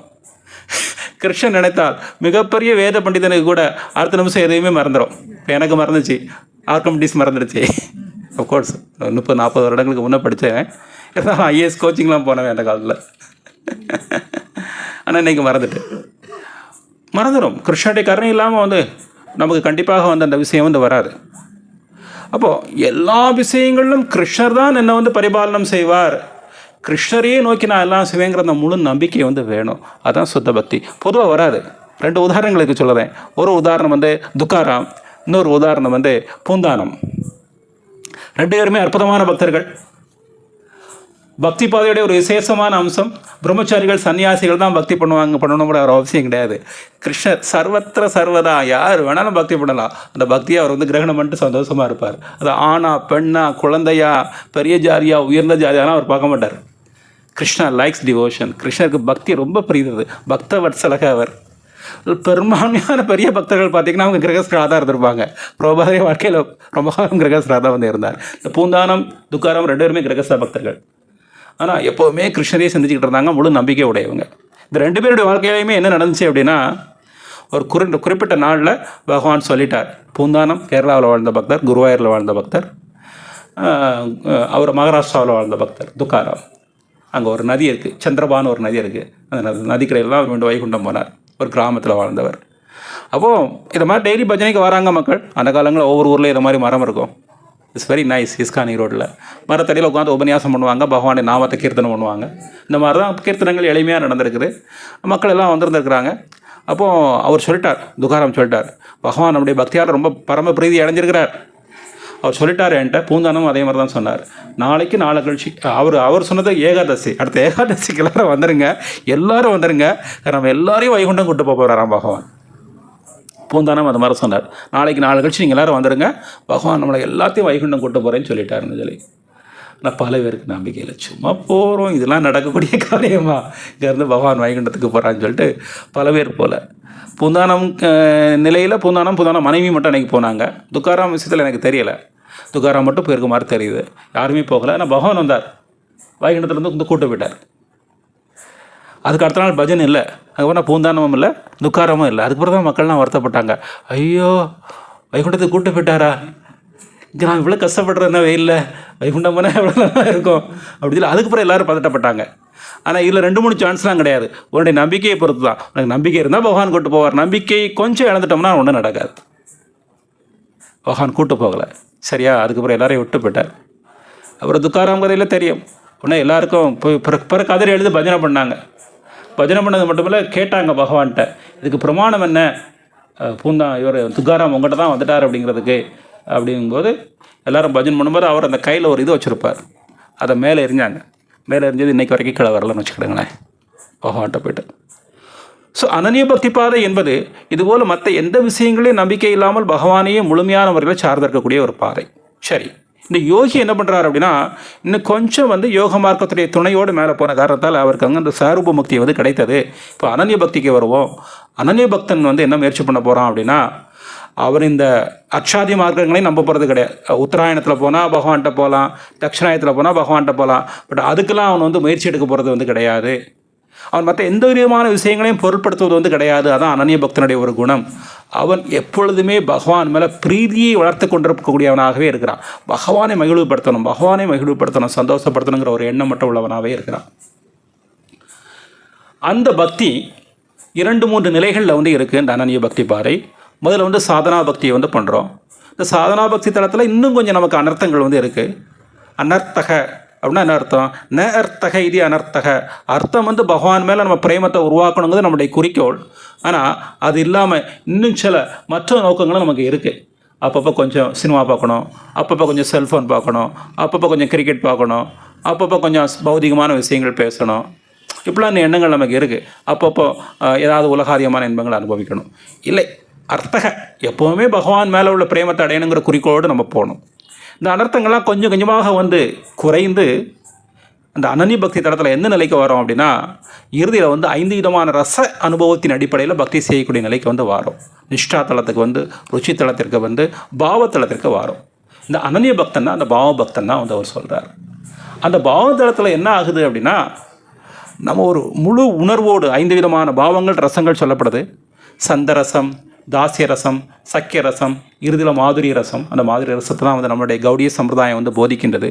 இந்த ஒரு ரச உணர்வோடு நம்ம வந்து பகவான் மேலே வந்து பக்தியை வந்து செய்கிறோம். இந்த பக்தியை பகவான் ரொம்ப அனுபவிக்கிறார். இப்போ இந்த கடைசியில் மட்டும் அந்த நுணுக்கத்தை வந்து சொல்லிடுறேன். இந்த யோகியுடைய நிலையில், யோகமிஸ்ர பக்தியில், ஞானமிஸ்ர பக்தியில் கொஞ்சம் பகவானுக்கு அழுத்தம் கொடுத்து அவன் வைகுண்டத்துக்கு போகிறான். இந்த ஒரு குறிப்பிட்ட சூழ்நிலையை பயன்படுத்தி எப்படியாவது அந்த உடலுக்கு போகணும் அப்படிங்கிற மாதிரி நம்ம போய் சேர்ந்துட்டான். போகாமலும் இருக்கலாம், அது பகவானை இதை பொறுத்தது. இந்த அனன்ய பக்தி பாதையை பொறுத்தவரை பகவானுடைய குணம் என்னென்னா ரசகிரகணாதி. இந்த பக்தியை நம்ம ரசத்தோடு பண்ணும்போது அவர் சுவைக்கிறார். எதனால் வந்து வெறும் உணவு வந்து பிரசாரமாக மாறிடுது. மாதாஜி கஷ்டப்பட்டு போய் அவங்க பகவானுக்காக அப்படின்னு சொல்லி அதை சமைக்கும்போது அந்த பக்தி உணர்வை பகவான் கிரகணம் பண்ணுறார். அதனால் சாப்பிட்றார். அதனால தான் அது வெறும் அரிசி, அது பருப்பு தான். இதே அரிசி பருப்பை வந்து பெரிய 5 ஸ்டார் ஹோட்டலில் 500 300 விற்கிறான். இஸ்கானில் இன்னைக்கு காலையில் கிச்சடி சாப்பிட்டேன். வெறும் கிச்சடி, வெறும் சாதமும் வெறும் பருப்பு, அவ்வளோதான். இந்த சுவைக்கு அது ஈடுநிலை ஆகுமா? எதனால் இங்கே சுவை மாறிச்சு, அங்கே மாறலை அப்படின்னா பகவான் சாப்பிட்றார். பகவானுடைய வாய் அதில் படுது, பகவானுடைய எச்சி அதில் படுது, நல்லா சுவை மாறுது. இந்த விஷயத்தை பகவான் கிரகணம் பண்ணுறார். தினசரி நம்மளுடைய விக்கிரகங்களுக்கு நம்ம அதே ஆடையை தான் உடுத்துகிறோம். ஒன்றும் பெரிய விலை உயர்ந்த ஆடை இல்லை. நீங்கள் பாருங்கள், அந்த ஆடை உடுத்தி அவரை டெக்கரேட் பண்ணோன்னே ஏதோ புதுசாக ஒரு ட்ரெஸ் போட்ட மாதிரி இருக்குது, அழகாக வந்து இருக்குது. இதே பகவத்கீதையை தான் டெய்லி படிக்கிறோம் ஒவ்வொரு கிளாஸும். ஆனால் ஒவ்வொரு கிளாஸும் இனிமையாக வந்து இருக்குது. இதே ஹரே கிருஷ்ண மகாமந்திரம் தான். ஒரு 2 வருஷம் கழித்து இஸ்கானில் மந்திரத்தெல்லாம் மாற்ற போகிறது கிடையாது. ரொம்ப போர் அடிக்குது, மாற்றுவோம். பௌதீக உலகத்தில் எல்லாமே மாற்றக்கூடிய உலகம், சரியா? இது அப்படி கிடையாது. அந்த விஷயத்தை பகவான் ரசிக்கிறார். அந்த பக்தியை ரசித்து அவர் என்ன பண்ணுறாருன்னா, அவர் மகிழ்ந்து நம்மளை கொண்டு போகிறார். So that is a difference, சூக்ஷ்ம டிஃப்ரென்ஸ். நம்ம செய்யக்கூடிய பக்தியுடைய அனுபவத்தை பார்த்து, அந்த ரசத்தை பார்த்து, ஓ எப்படிப்பட்ட பக்தன் இங்கே வந்தால் எப்படி இருக்கும் அப்படின்னு சொல்லி அவரே வந்து அழைச்சிட்டு போகிறார். அதுதான் வந்து அனன்ய பக்தி பாதையில் நடக்குது. ஸோ நம்ம அனைவரும் அந்த திசையை நோக்கி செல்ல வேண்டும். அந்த பக்தியை அடைவதற்கு முயற்சிக்க வேண்டும். ஒரு 2-3 நிமிடங்கள் கண்டிப்பாக அதை நோக்கி செல்வதற்கு முயற்சிக்க வேண்டும் என்கிறதையும் பேசிடலாம். இந்த உலகம் ஒரு கேவலமான ஒரு உலகம், ஒரு துக்காலயம், துக்கத்துடைய இருப்பிடம். நம்முடைய அறியாமையால் இந்த உலகத்தை வந்து ஒரு ஆனந்தமயமான உலகமாக நம்ம வந்து கற்பனை செய்து கொண்டு இருக்கோம். ஓ, நம்முடைய மனைவி நமக்கு ரொம்ப சுகத்தை கொடுத்துருவா, நம்முடைய கணவன் ரொம்ப சுகத்தை கொடுப்பார், அல்லது ஐஏஎஸ் ஆஃபீஸர் ஆனால் நம்ம வந்து ரொம்ப சுகத்தை அனுபவிக்கலாம், அல்லது அமெரிக்கா போனால் ரொம்ப சுகமாக வந்து இருக்கலாம், அல்லது வந்து பெரிய ஸ்போர்ட்ஸ் ஸ்டார் ஆனால் என்னை பல பேர் வந்து பார்க்க வருவாங்க, நம்ம ரொம்ப அழகான நம்மளை காமிச்சுக்கிட்டா நம்ம ரொம்ப சந்தோஷமாக இருக்கலாம். இல்லை இல்லை இல்லை, நாஸ்தி நாஸ்தி நாஸ்தி. இந்த எந்த ஒரு நிலையிலையுமே நீ வந்து கற்பனையாக நீ அப்படி நினைக்கிற, ஆனால் உண்மையில் நீ நினைக்கக்கூடிய அந்த விஷயங்கள் உனக்கு இன்பத்தை வந்து கொடுக்காது. யோசித்து பாருங்கள், இந்த உலகத்தில் யாராவது எப்பொழுதுமே சந்தோஷமாக வந்து இருக்கிறாங்களா? உங்கள் மனதில் யோசித்து பாருங்கள். ஒரு பெரிய கிரிக்கெட் பிளேயர், ஒரு பெரிய ஸ்போர்ட்ஸ் ஸ்டார், அல்லது ரொம்ப அழகான ஒரு பெண், நம்ம அதை அப்படி தானே அடையணும்னு ஆசைப்படுறோம். இருக்கையிலே சொல்லுமுள்ள ஒரு நபர், அவங்களாம் யோசித்து பாருங்கள், யாராவது முழுமையாக இன்பமாக வந்து இருக்கிறாங்களா? அவங்களும் பிரச்சனை உள்ளவங்களாக தான் வந்து இருக்கிறாங்க. அப்படி தானே? அல்ல, பிரச்சனை என்பது இந்த உலகத்துடைய சாராம்சம். அந்த பிரச்சனைகளுடைய பெரிய சாராம்சமாக எது இருக்குது? பிறப்பு, இறப்பு, வயோதிகம் ஆகிய 4 நோய்கள் வந்து இருக்குது. நான் ஒரு உலக அழகி அப்படிங்கிற காரணத்தால் அடுத்த பிறவியில் வந்து தாயுடைய கர்ப்பவாசத்தை தவிர்க்க முடியாது. அல்லது ஒரு பெரிய சக்திமிக்க தேச தலைவன்கிற காரணத்தால் அடுத்த பிறவியில் தாயுடைய கர்ப்பவாசத்தை வந்து தவிர்க்க முடியாது. அல்லது சதுர்வேதி பிராமணன், நான் பெரிய பண்டிதங்கிற காரணத்தால் வேற ஒரு முறையில் பிறந்துட முடியாது. எல்லாருமே தாயுடைய கர்ப்பத்தில் 10 மாதம் கஷ்டப்பட்டு ஒரு சிறிய துளை வழியாக கஷ்டப்பட்டு தான் பிறக்கணும். இதுதான் அந்த உலகத்துடைய சாராம்சம். இதில் எந்த ஒரு நபருமே சொல்ல முடியாது, நான் மரணங்கிற துன்பத்தை அனுபவிக்காமல் அவன்கிட்ட போயிடுவேன், அல்லது முதுமைங்கிற துன்பமே எனக்கு வராதுன்னு சொல்லி யாருமே சொல்ல முடியாது. எல்லோருமே அனுபவித்து ஆக வேண்டும். இப்படி தான் இந்த உலகத்துடைய சாராம்சம் இருக்குது. அவருடைய பிரத்யேகமான முயற்சி எப்படி இருக்கணும்? பக்தியை அடைய வேண்டும், பகவானுடைய உலகத்துக்கு திரும்பி சொல்ல வேண்டும், அதற்கு குருவையும் கிருஷ்ணரையும் இப்படி வந்து மகிழ்விக்க வேண்டும், அவங்களே நம்மளை கூப்பிடக்கூடிய அளவுக்கு நம்ம வந்து மகிழ்விக்க வேண்டும், இந்த உலகத்தை விட்டு தொலைக்க வேண்டுங்கிற எண்ணம் வந்து நமக்கு வரணும். நமக்கு வரமாட்டுக்கு காரணம் இங்கே இன்னும் நமக்கு சில சுவைகள்லாம் வந்து இருக்குது. பேல்பூரி சாப்பிட்டா எப்படி இருக்கும், கொஞ்ச நேரம் செல்ஃபோன் பார்த்தா எப்படி இருக்கும், கொஞ்ச நேரம் எனக்கு கூட அந்த ஆசிரியர் நேரில் வரைஞ்சிங்களேன், 1985 நம்ம கொஞ்சம் கிரிக்கெட்லாம் பார்த்தோம் காலேஜில் படிக்கும்போது. அதை ஏதாவது வந்துட்டு அதை செல்ஃபோன் நைட்டில் அந்த மாதிரி சீன், கபில் விளையாடக்கூடியது, கவாஸ்கர் விளையாடக்கூடியதெல்லாம் வராதா? கொஞ்சம் வருது. அது வந்து ஒரு 2 நிமிஷம் பார்க்கணும் அப்படிங்கிற எண்ணங்கள் வரும். நம்முடைய இதயத்தில் இது மாதிரி பல அனர்த்தங்கள் வந்து இருக்குது. ஸோ இந்த அனர்த்தங்களெல்லாம் விட்டு கண்டிப்பாக பகவானுடைய உலகத்துக்கு செல்ல வேண்டும். அதில் we should be very expect also. எக்ஸ்பெக்ட்னா என்ன அர்த்தம்? நம்முடைய நோக்கம் அதுதான், சரியா? பகவானுக்கு சேவை பண்ணணும், பகவானுடைய உலகத்துக்கு போகிறது தான் சேவை பண்ணணுங்கிறது. கண்டிப்பாக நமக்கு இங்கே எந்த ஒரு விஷயத்தையுமே பற்றுதல் கிடையாது. இருப்பினும் இந்த உலகாரியமான விஷயங்களில் நம்ம வந்து மற்றவர்கள் நம்மளை குறை கூறாத அளவிற்கு, எப்படினாலும் குறை சொல்ல போகிறாங்க, இதனால் ஓரளவிற்கு என்ன பண்ணணும், நம்ம வந்து பௌதிக கடமைகளையும் அவங்களுக்கு ஏற்ற மாதிரி அப்படி செய்து கொள்ள வேண்டும். சரியா? தேவையான அளவுக்கு மனைவிக்கு உழைப்பது, குழந்தைகள் அதிகமாக உழைக்கக்கூடாது, குறையாகவும் உழைக்கக்கூடாது, அதிகமாக பற்றுள்ளவங்களாக இருக்கக்கூடாது, ரொம்ப அதனால இஸ்கானுக்கு வேறுன்னு சொல்லிட்டு அறவே விட்டு தொலைச்சிடவும் கூடாது. ஸோ இந்த பௌதிக விஷயங்களையும், இப்போ நான் வந்து உடலில் ஆத்மாங்கிறது எனக்கு தெரியும், உடலையும் ஓரளவுக்கு பராமரிக்க தெரியணும். அப்போ நான் வந்து ஜோகம் பண்ண முடியும், கிரந்தம் படிக்க முடியும், அப்புறம் வந்து மங்களார்த்தி அட்டன் பண்ண முடியும், உபன்யாசம் பண்ண முடியும். அதை அழகாக வந்து அதான் எக்ஸ்பெக்ட். அவன் வந்து தக்ஷகன் சொல்லப்படுறான் வைஷ்ணவன். இந்த விஷயத்தை அழகான முறையில் வந்து நிர்வாகம் செய்து அவனுடைய குறிக்கோளை மட்டும் பகவானுடைய உலகத்தை நோக்கி செல்வதில் அவன் ஸ்திரமாக வைத்து கொண்டு அதை வந்து பக்தருடைய கருணையில் பயிற்சி செய்து அவன் பகவானுடைய உலகத்துக்கு போகிறான். இவ்வளோ விஷயங்களையும் செய்வதற்காகத்தான் அற்புதமான முறையில், கருணையான முறையில் சில புரோபாதர் நமக்கு இந்த கட்டமைப்பை வந்து கொடுத்துருக்கிறார். இது நம்ம அவர்கிட்ட கேட்கல. பிச்சை வாங்கினா கூட 10 பேர்கிட்ட போய் பிச்சை கேட்டால் 10 பேர் திட்டுவாங்க, கடைசி ஒருத்தர் போடுவாங்க, 2 ரூபா போடுவான், 10 ரூபா போடுவோம். ஆனால் வைகுண்டத்துக்கு போகிறதுக்கு ஒரு வாய்ப்பு, பகவானுடைய உலகத்திற்கு செல்வதற்கு ஒரு வாய்ப்பு. இந்த பிரேமங்கிறது அவ்வளோ ஒரு ஆனந்தமான அனுபவம். அந்த அனுபவத்தை அனுபவிக்கக்கூடிய ஒரு வாய்ப்பை புரோபா வந்து இலவசமாக கொடுத்துருக்கிறார். அவருடைய இறைவனாகிய ஸ்ரீ கிருஷ்ணர் இந்த கலியுகத்தில் ஸ்ரீமன் மகாபிரபுவாக இறங்கி வந்து இலவசமாக வந்து கொடுத்துருக்கிறார். நான் கூட இன்றைக்கி இப்போ ஈவினிங் கீர்த்தனை நடக்கும்போது கூட யோசிச்சுட்டே இருந்தேன், கண்டிப்பாக கிளாஸ் முடிஞ்சோடனே நல்ல பிரசாதம் கிடைக்கும். வீட்டில் கூட இப்படி சாப்பாடு கிடைக்காது, அது இலவசமாக வந்து கிடைக்கும். இலவசமான சாப்பாடு. நீங்கள் மற்ற இயக்கங்களெல்லாம் கிளாஸுக்கு போனீங்கன்னா ஃபஸ்ட்டே 5000 ரூபா ஃபீஸ், 3000 ரூபா ஃபீஸ், 10,000 ரூபா ஃபீஸ்லாம் வந்து இருக்குது. தியான வகுப்புகள்லாம் கலந்துக்கிடுவதற்கு வகுப்புகள் இலவசம், கீர்த்தனை இலவசம், பிரசாரம் இலவசம், மந்திர தீட்சை. நீங்கள் குரு தீட்சை வாங்கினா கூட நாங்கள் பணம்லாம் கேட்க மாட்டோம், ரெக்கமெண்ட் பண்ணுவாங்க இங்கே உள்ள பிரபுக்கள், நீங்கள் போய் தீட்சை வாங்கிட்டு வர வேண்டியதான், குருகிட்ட மந்திரத்தை வாங்கிட்டு வர வேண்டியதான். எல்லாமே வந்து இலவசம். அதனால் இந்த விஷயத்தை வந்து நம்ம நன்றி கடன் பட்டவர்களாக சிரத்தையான முறையில் ஏற்றுக்கொள்ள வேண்டும். சோதனைகள் வரும், கண்டிப்பாக சோதனைகள். வெளியில் பிரச்சனை இல்லை, நம்முடைய மனதில் பிரச்சனை இருக்குது. சில நேரங்களில் இதெல்லாம் செய்யணுமா அப்படிங்கிற எண்ணங்கள் வந்து வரும். அது மாயை நம்மளை ஏமாற்றி பார்க்கக்கூடிய ஒரு முறை. அதில் ஏமாற்றப்படக்கூடாது. ஏமாற்றப்படாமல் இந்த வழியில் நம்ம என்ன செய்ய வேண்டும், தொடர்ச்சியாக முன்னேற வேண்டும். முன்னேறினா இந்த பெரிய பரிசு வந்து இந்த மனித ஜாதியில் நம்மளால் வந்து அடைய முடியும். பிரேமங்கிற பரிசை அடைந்து பகவானுடைய உலகத்தில் போய் அவருடைய சங்கத்தில் நிரந்தரமாக ஆனந்தமான முறையில் இருக்க முடியும். அதுக்கான வழிமுறைகள் இங்கே கொடுக்கப்பட்டிருக்கு, அதற்கான சங்கம் இங்கே கொடுக்கப்படுது, அதற்கான வாய்ப்புகள் வந்து கொடுக்கப்படுது. அதை வந்து அனைவரும் நல்ல முறையில் வந்து கடைபிடிக்க வேண்டும் என்று வேண்டி இந்த உரையை வந்து முடிக்கிறேன். நன்றி, வணக்கம். ஹரே கிருஷ்ணா. சில பிரபுபாதைக்கு ஜெய். எனக்கு கேள்விகள் இருக்கா? S bro. மைக் வேணுமா? ஆத்மா வந்து நம்ம ஹார்ட்டில் இருக்குன்னு ப்ரெசென்ட் பண்ணுறோம். ஆனால் ஆத்மா வந்து மைன்யூட், எதுவுமே இன்விசிபிள் டு கான்சியஸ்னஸ். ஒரு சில ஸ்பிரிச்சுவலில் ஒரு சிலதில் ஆத்மா வந்து எங்கே இருக்கிறே த்ரூஅவுட் தி பாடி எங்கே இருக்கிறே சொல்ல முடியலன்னு சொல்கிறாங்க. அது எப்படி கொஞ்சம் அந்த இடத்துல கொஞ்சம் ஆத்மா எங்கே இருக்குது அப்படிங்கிறது பிரபு கேட்குறார். கண்டிப்பாக ஆத்மா இதயத்தில் இருக்குது அப்படிங்கிறத விட இதய பகுதியில் இருக்குது அப்படிங்கிறத கிருஷ்ணர் தெளிவாக சொல்கிறார். அதனுடைய அடிப்படையாக தான் நம்ம அதே கருத்தை சொல்கிறோம். நம்ம எதனால் ஆத்மா இதயத்தில் இருக்குது அப்படின்னா கிருஷ்ணன் சொன்ன காரணத்தால். எங்கே சொல்கிறார்? ஹிருததேசு அர்ஜுன திஷ்டதி அப்படிங்கிறார் பகவத்கீதை ஒரு ஸ்லோகத்தில். திஷ்டதி அப்படின்னா இருப்பது, நிற்பது, வசிப்பது என்பது பொருள். அர்ஜுனனே, ஆத்மா இதய பகுதியில் வசிக்கிறது அப்படிங்கிறார். வெறும் இதயத்தில் அந்த ஒரு இடத்துல இல்லை, ஸ்குரு மாதிரி. அந்த இதய பகுதியில் பிராணன் காற்று வந்து நம்முடைய உடலில் உள்ள காற்று 8 பிரிவுகளாக பிரிக்கப்படுது. நம்முடைய மலத்தை கழிப்பதற்கான காற்று வேறு, இந்த கண்ணை உருட்டுறோம் பார்த்திங்களா, இதுக்கு ஒரு காற்று தான். எல்லாம் உள்ளுக்கு ஏர் பிரேக் மாதிரி தான். அது மாதிரி இதயத்தில் ஒரு காற்று, பிராணன் ஒரு காற்று இருக்குது. நம்முடைய உணவை டைஜஸ்ட் பண்ணது ஒரு விதமான காற்று, சரியா? அது மாதிரி பிராணங்கிற காற்று இந்த இதய பகுதியில் வந்து இருக்குது. அதில் அந்த இதய பகுதியில் அந்த பிராணன் ஒரு இடத்துல அப்படின்னு சொல்ல முடியாது. நீ வந்து அதனால ஆப்ரேஷன் பண்ணுறவங்களுக்கு சில பிரச்சனை வந்து வரும். இப்போ நம்ம உடலில் வந்து ஒரு சில குழந்தைகள் வந்து சில இடத்துல குண்டூசியை ஒழுங்கிடும், பெரிய பிரச்சனை.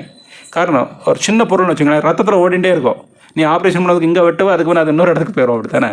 அந்த இதய பகுதியில் அது வந்து சுற்றி கொண்டு இருக்குது. ஒரு இடம் நம்ம சொல்ல முடியாது. பட் கண்டிப்பாக நான் இதய பகுதியில் தான், மற்ற பகுதியில் இல்லை. ஏன்னா கிருஷ்ணா செட் ஹிருததேசு திஷ்டதி. அப்புறம் ப்ரோபாட்டை கேட்டாங்க, அப்போ வந்து இதய ஆப்ரேஷன் பண்ணும்போது எங்கே போகுது அப்படின்னா, அது அந்த பகுதியில் தான் இருக்குது, உன்னால் பார்க்க முடியல. ஆனால் ஒரு இடத்துல வந்து அது இல்லை. நீ புதுசாக ஒரு இதயத்தை வந்து மாட்டும் போது அந்த இதயத்துக்கு அது மெக்கானிக்கல். இதயங்கிறது மெக்கானிக்கல் பார்ட்ஸ் தானே, இது ஒரு எந்திரம் தான். இந்த உடலில் நீ எப்படி வேணாலும் பார்ட்ஸை மாற்றிடலாம். இந்த விரல் போயிடுச்சுன்னா இன்னொரு பார்ட்ஸ் போட்டுடலாம். பட் ஆத்மாவை மாற்ற முடியாது. ஆத்மா மீண்டும் எந்த உடலில் வேணாலும் அதுக்கு வேலை பார்க்கக்கூடிய சக்தி வந்து அதுக்கு உண்டு. நீ வந்து இரும்பில் செய்த சைக்கிளும் ஓட்ட முடியும், அலுமினியத்தில் செஞ்ச சைக்கிளும் ஓட்ட முடியும் மாதிரி அது ஓட்டிடுது. தட்ஸ் திங் வாட் ஹேப்பன்ஸ் தேர். அது ரொம்ப நுணுக்கமானது. நுணுக்கமானதுன்னா முண்டகோபனிஷத்தில் நமக்கு ஒரு உதாரணம் சொல்லப்படுது. ஒரு முடியுடைய நுழையிலே 10,000ல் ஒரு பங்குன்னு சொல்லப்படுது. அது நம்ம புரிந்து கொள்வதற்காக கொடுக்கப்பட்ட ஒரு உதாரணம். நீங்கள் உண்மையிலே ஒருத்தர் வந்து ஒரு சயின்டிஸ்ட் வந்து முடியுடைய நுனியை வந்து 10,000ல் ஒரு பகுதியை கண்டுபிடிக்கக்கூடிய டெலஸ்கோப் கண்டுபிடிச்சிட்டது. அது அப்போ அவர் சொல்லலாம், இந்த டெலஸ்கோப் வச்சு ஆத்மா தெரிய மாட்டேங்க, நீங்கள் போய் சொல்கிறீங்களான்னு சொல்ல முடியாது. அது ஒரு அண்டர்ஸ்டாண்டிங்காக கொடுக்கப்பட்ட ஸ்லோகம். ரொம்ப சூக்ஷ்மமானது. ஆன்மீகத்தை வந்து ஒரு அளவுக்கு மேலே எவ்வளோ சூக்ஷ்மமானதுங்கிறத பௌதிகத்தால் நம்ம விளக்க முடியாது. அது அந்த அளவுக்கு சூக்ஷ்மமானது. பட் அதுதான் வந்து இவ்வளோ பெரிய வேலையை பார்க்குது. பெரிய யானையுடைய உடலையும் தாங்குது, பெரிய அரசமரத்துடைய உடலையும் தாங்குது. ஆச்சரியமான விஷயம். center of the heart, spiritual consciousness, center of the consciousness ஒரு சில இடத்துல வருது. கொஞ்சம் கரெக்ட்டுங்களா? Section of the heart. Of course அந்த மாதிரி யூஸ் பண்ணால் கூட புரிந்து கொள்ள வேண்டிய விஷயம் ஹிருததேசம் அர்ஜுனக. இப்போ நீங்கள் சொல்கிறேன், உங்கள் பேர் என்ன பேர்? ரவிக்குமார் இன்று தமிழக தேசத்தில் வசிக்கிறார் அப்படின்னா ஈரோட்டில் இருக்கலாம், திருநெல்வேலியில் இருக்கலாம், கன்னியாகுமரியில் இருக்கலாம், கோயம்புத்தூரில் இருக்கலாம், அல்லது மெட்ராஸில் இருக்கலாம். இதில் எங்கே வேணாலும் இருக்கலாம்ல. அது மாதிரி அந்த ஏரியாவில் இருக்குது. ஹிருததேசு அர்ஜுனக.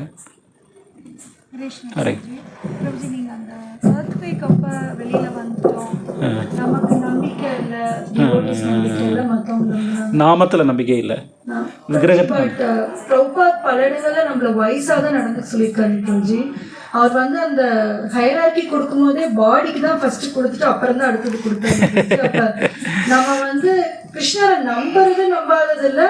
இப்போ எர்த்குவேக் நடக்கணும், வெளியில் ஓடி வருதுங்கிறது, வெளியில் ஓடி வந்து ஏது காப்பாற்றணும்னு நினச்சேன்னா, அதாவது ப்ரொடெக்ஷன் அப்படின்னா என்ன அர்த்தம்னா, ஒரு ஆபத்து வருவதற்கு முன்பு வரை சில மேலேற்பாடுகளை முன்னேற்பாடுகளை நமக்கு புத்தி பகவான் கொடுத்துருக்குறாங்க. கண்டிப்பாக சரியா, அதை வச்சு நம்ம செஞ்சுக்கணும். அது நோ டவுட் இன் தட். சரியா, அது வரைக்கும் ஆபத்து வரும்போது கடைசியில் நம்மளை காப்பாற்றக்கூடியது கிருஷ்ணனுடைய நாமமும் கிருஷ்ணனுடைய விக்கிரகமும் தான். அந்த நேரத்தில் வெளியில் வந்தாலும் சரி, வெளியில் வந்தாலும் சாதனை போகிறோம் கண்டிப்பாக. புரிதலுக்காக கேட்குறேன். ஏன்னா வந்து நம்ம டெம்பிள்குள்ள இருந்து அந்த டெம்பிள் இடிஞ்சுல இருந்து சாகுறது இட் இஸ் நாட் வைஸ். சரி, இன்னொரு விஷயம், சிம்பிள் விஷயம், வெளியில் ஓடுறதோ உள்ளுக்கு ஓடுறதோ கிருஷ்ணனுடைய நாமம் தானே முழுமையாக காப்பாற்றணும்ல. ஏன் நாமத்தை உச்சரிக்கல? அது நம்மளோட it means we are not surrendered. We are not surrendered. Sometimes இந்த மாதிரி பண்ணும்போது டிவோட்டிஸ் வந்து மிஸ் அண்டர்ஸ்டாண்ட் பண்ணிக்கூடாது அப்படிங்கிறனால நான் கேட்குறேன். கண்டிப்பாக முன்முயற்சியை கோவிட் டைம்ல நடந்தது. சிலர்லாம் வந்து நீ கிருஷ்ணா நாம சொல்லுன்னா ஈவன் பெரிய பெரிய டிவோட்டிஸ் கோவிட்ல பங்கஜாங்கி பிரபு நிறைய டிவோட்டிஸ்க்கே கோவிட் வரதான் செஞ்சது. ஸோ ஒரு நிமிஷம், அதான் சொல்லு, டிவோட்டிஸ்க்கும் ஆபத்து வரப்போது, சாக போகிறோம். But what is glorious death? கிருஷ்ணனுடைய நாமத்தை உச்சரிச்சுட்டு போகிறது. அதை செய்கிறதுக்கு வி ஷுட் பி ரெடி. அந்த இடத்துல நம்ம அறிவை பயன்படுத்துகிறேன்னு சொல்லி தப்பிக்கலாம் முடியாது. ஆபத்து அபக்தனுக்கும் வரப்போகுது, நமக்கும் வரப்போகுது, நம்ம செஞ்சாகணும். மீண்டும் அதே குஜராத்தில் அதுக்கு அடுத்து 6 மாதம் கழிச்சு இன்னொரு பிரச்சனை வந்தது. கோத்ரான்னு சொல்லிட்டு மற்றொரு மதத்துக்காரங்களுக்கும் இந்துக்காரங்களுக்கும் பிரச்சனை. சரியா? அந்த கோயிலில் நானும் இன்னொரு பிரம்மச்சாரி தான் இருந்தோம். அந்த மற்ற மதத்தவர்கள் ஃபோன் பண்ணி எங்களுக்கு சொல்லிட்டாங்க, இன்றைக்கி நைட்டு வந்து உங்கள் கோயிலை அழிச்சிருவோம்னு சொல்லி. It is going to happen. அவங்க தான் மெஜாரிட்டி. நான் அந்த பிரம்மச்சாரி தான் தனியாக இருந்தோம் அந்த கோயிலில். சரியா? இருக்கும்போது நாங்கள் 2 பேரும் ரெடியாக இருந்தோம்னு வச்சுங்களேன், பகவான்டே நாமத்தை சொல்லிட்டு. ஏன்னா இறந்தாகணும். நீங்கள் இந்த மாதிரி தான் முயற்சி பண்ணுவோம். நாங்களும் கொஞ்சம் ஆயுதங்கள்லாம் சேகரித்தோம், முயற்சி பண்ணுவோம். நீங்கள் இந்த மாதிரி முயற்சி பண்ணாமல் முட்டாள்தனமாக இருக்கண்டா. பட் கண்டிப்பாக அவங்களுடைய முயற்சிக்கு முன்னே நம்ம ஒன்றும் நிற்க முடியாது. 2 பிரம்மச்சாரி எவ்வளோ சண்டை போட முடியும்? ஃப்ராங்க்லி சொல்லணும், ரெடியாக தான், தயாராக தான் இருந்தோம். நாங்கள் தயாராக இருந்தது மட்டும் இல்லை, விக்கிரகத்தெல்லாம் எப்படி காப்பாற்றணும் அப்படிலாம் சொல்லி கூட நான் திட்டம் போட்டோம். எனக்கு அந்த பொறுப்பு கொடுக்கப்பட்டிருந்தது. ஏன்னா நான் தான் பூஜாரி. முதல் வேலையாக இந்த அளவுக்கு கான்சியஸாக இருக்கணும். அப்புறம் எங்களுடைய குருவுக்கு நான் ஒரு கடிதம் எழுதினேன். அவர் பதில் இதை தான் வந்து கொடுத்தார், ஒன்றை காப்பாற்றிக்கணும் அப்படிலாம் அவருக்கு பதில் கொடுக்கல. அந்த விக்கிரகத்தை பாதுகாப்பதுக்கு நீ ஏதாவது பிளான் பண்ணியா? ஸோ அந்த நேரத்தில் கூட நம்முடைய பக்தியை காப்பாற்றுறதுக்கு நம்ம என்ன பிளான் பண்ண போகிறோம், புரோபாதரை காப்பாற்றுறதுக்கு என்ன பிளான் பண்ண போகிறோங்க தான் நம்ம மைண்டில் ஓடணும். அது பேர் தான் பக்தி. நம்மளை காப்பாற்றணும். நம்ம ஓடணும்னா ஒரு சர்டன் பாயிண்ட்டுக்கு அப்புறம் நம்மளை காப்பாற்ற முடியாது. இயற்கையுடைய விதிகளுக்கு முன்னால் யாருமே கொஞ்சம் நாளை வேணால் நீளடிக்கலாம். எப்படி நாளை வந்து கொஞ்சம் அதிகப்படுத்தலாம்? இந்த பாம்பு இருக்குது, பாம்பு என்ன பண்ணோம்னா அந்த எலி முன்னால் வந்துடும், கொத்த போகும், விளையாடும். ஆனால் எலி கண்ணை போயிட்டு நம்மளை காப்பாற்றிட்டேன், நமக்கு ஆபத்து இல்லைன்னு நினைக்கும், கண்டிப்பாக கொத்தி சொல்ல போகுது. அப்புறம் நம்ம டிவோட்டிஸுக்கும் அப்படி தான், ஆபத்துன்னு ஒன்று வரப்போகுது, மரணம் ஒன்று வரப்போகுது, துன்பம்னு ஒன்று வரப்போகுது, கொஞ்சம் முன்ன பின்ன, அவ்வளோதான். அந்த நேரத்தில் இங்கே நமக்கு பயிற்சி அளிக்கப்படுது, அவ்வளோதான். பயிற்சி என்ன அளிக்கப்படுது? அந்த நேரத்தில் நீ பகவத்கீதை நினைக்கணும், கிருஷ்ணன் நினைக்கணும். நினைக்க வேண்டியது நீ தான், நம்ம தான் நினச்சாகணும். அந்த நேரத்தில் யாரும் நமக்கு துணை வர மாட்டாங்க. ப்ரோபா சொல்கிறார், இஸ்கானில் நம்ம பயிற்சி அளிப்பது எப்படி அப்படின்னா, இப்போ வந்து ஏரோப்ளைன் வந்து கீழே வரும், ஏர்போர்ட்டுக்கு வரும், அங்கே எண்ணெய் ஊற்றுறது எல்லாமே பண்ணி விட்டு ஆகாயத்தில் 5 ஃப்ளைட்டும் மேலே போயிடுது. ஆகாயத்தில் ஒரு பிரச்சனைனா அந்த ஃப்ளைட்டு தான் பார்த்துக்கணும். பறவைகள் கதையிலையும் அந்த மாதிரி தான். நீங்கள் இந்த ஆகாயத்தில் சின்னத்தை பார்த்தீங்கன்னா 10 பறவைகள் சேர்ந்து பறந்து போகும், ஒரே குரூப்பாக அழகாக போகும். சில நேரத்தில் பார்த்திங்கன்னா சில பறவையால் முடியாது, அந்த பறவைகள் கொஞ்சம் பார்க்கும், ஒரு அளவுக்கு மேலே அது பாட்டுக்கு பறந்து போயிடும். அது மாதிரி அந்த நேரத்தில் தாயும் வர மாட்டாங்க, தந்தையும் வர மாட்டாங்க, யாருமே வர மாட்டாங்க. நம்ம தான் பகவானுடைய நாமத்தை உச்சரித்து நம்மளை காப்பாற்றிக்கணும். ஏன்னா நமக்கும் கிருஷ்ணருக்கு தான் சம்பந்தம். We should be ready for that. அந்த நேரத்தில் மற்றவங்களுடைய கையை பிடிக்க முடியாது, பிடிக்கவும் கூடாது. Krishna is the only protector. போக்தாராம் ஜெகதப்சாம் சர்வலோக மகேஸ்வரம். அந்த குணத்தை வளர்த்தாகும். இதெல்லாம் பயிற்சி தான்.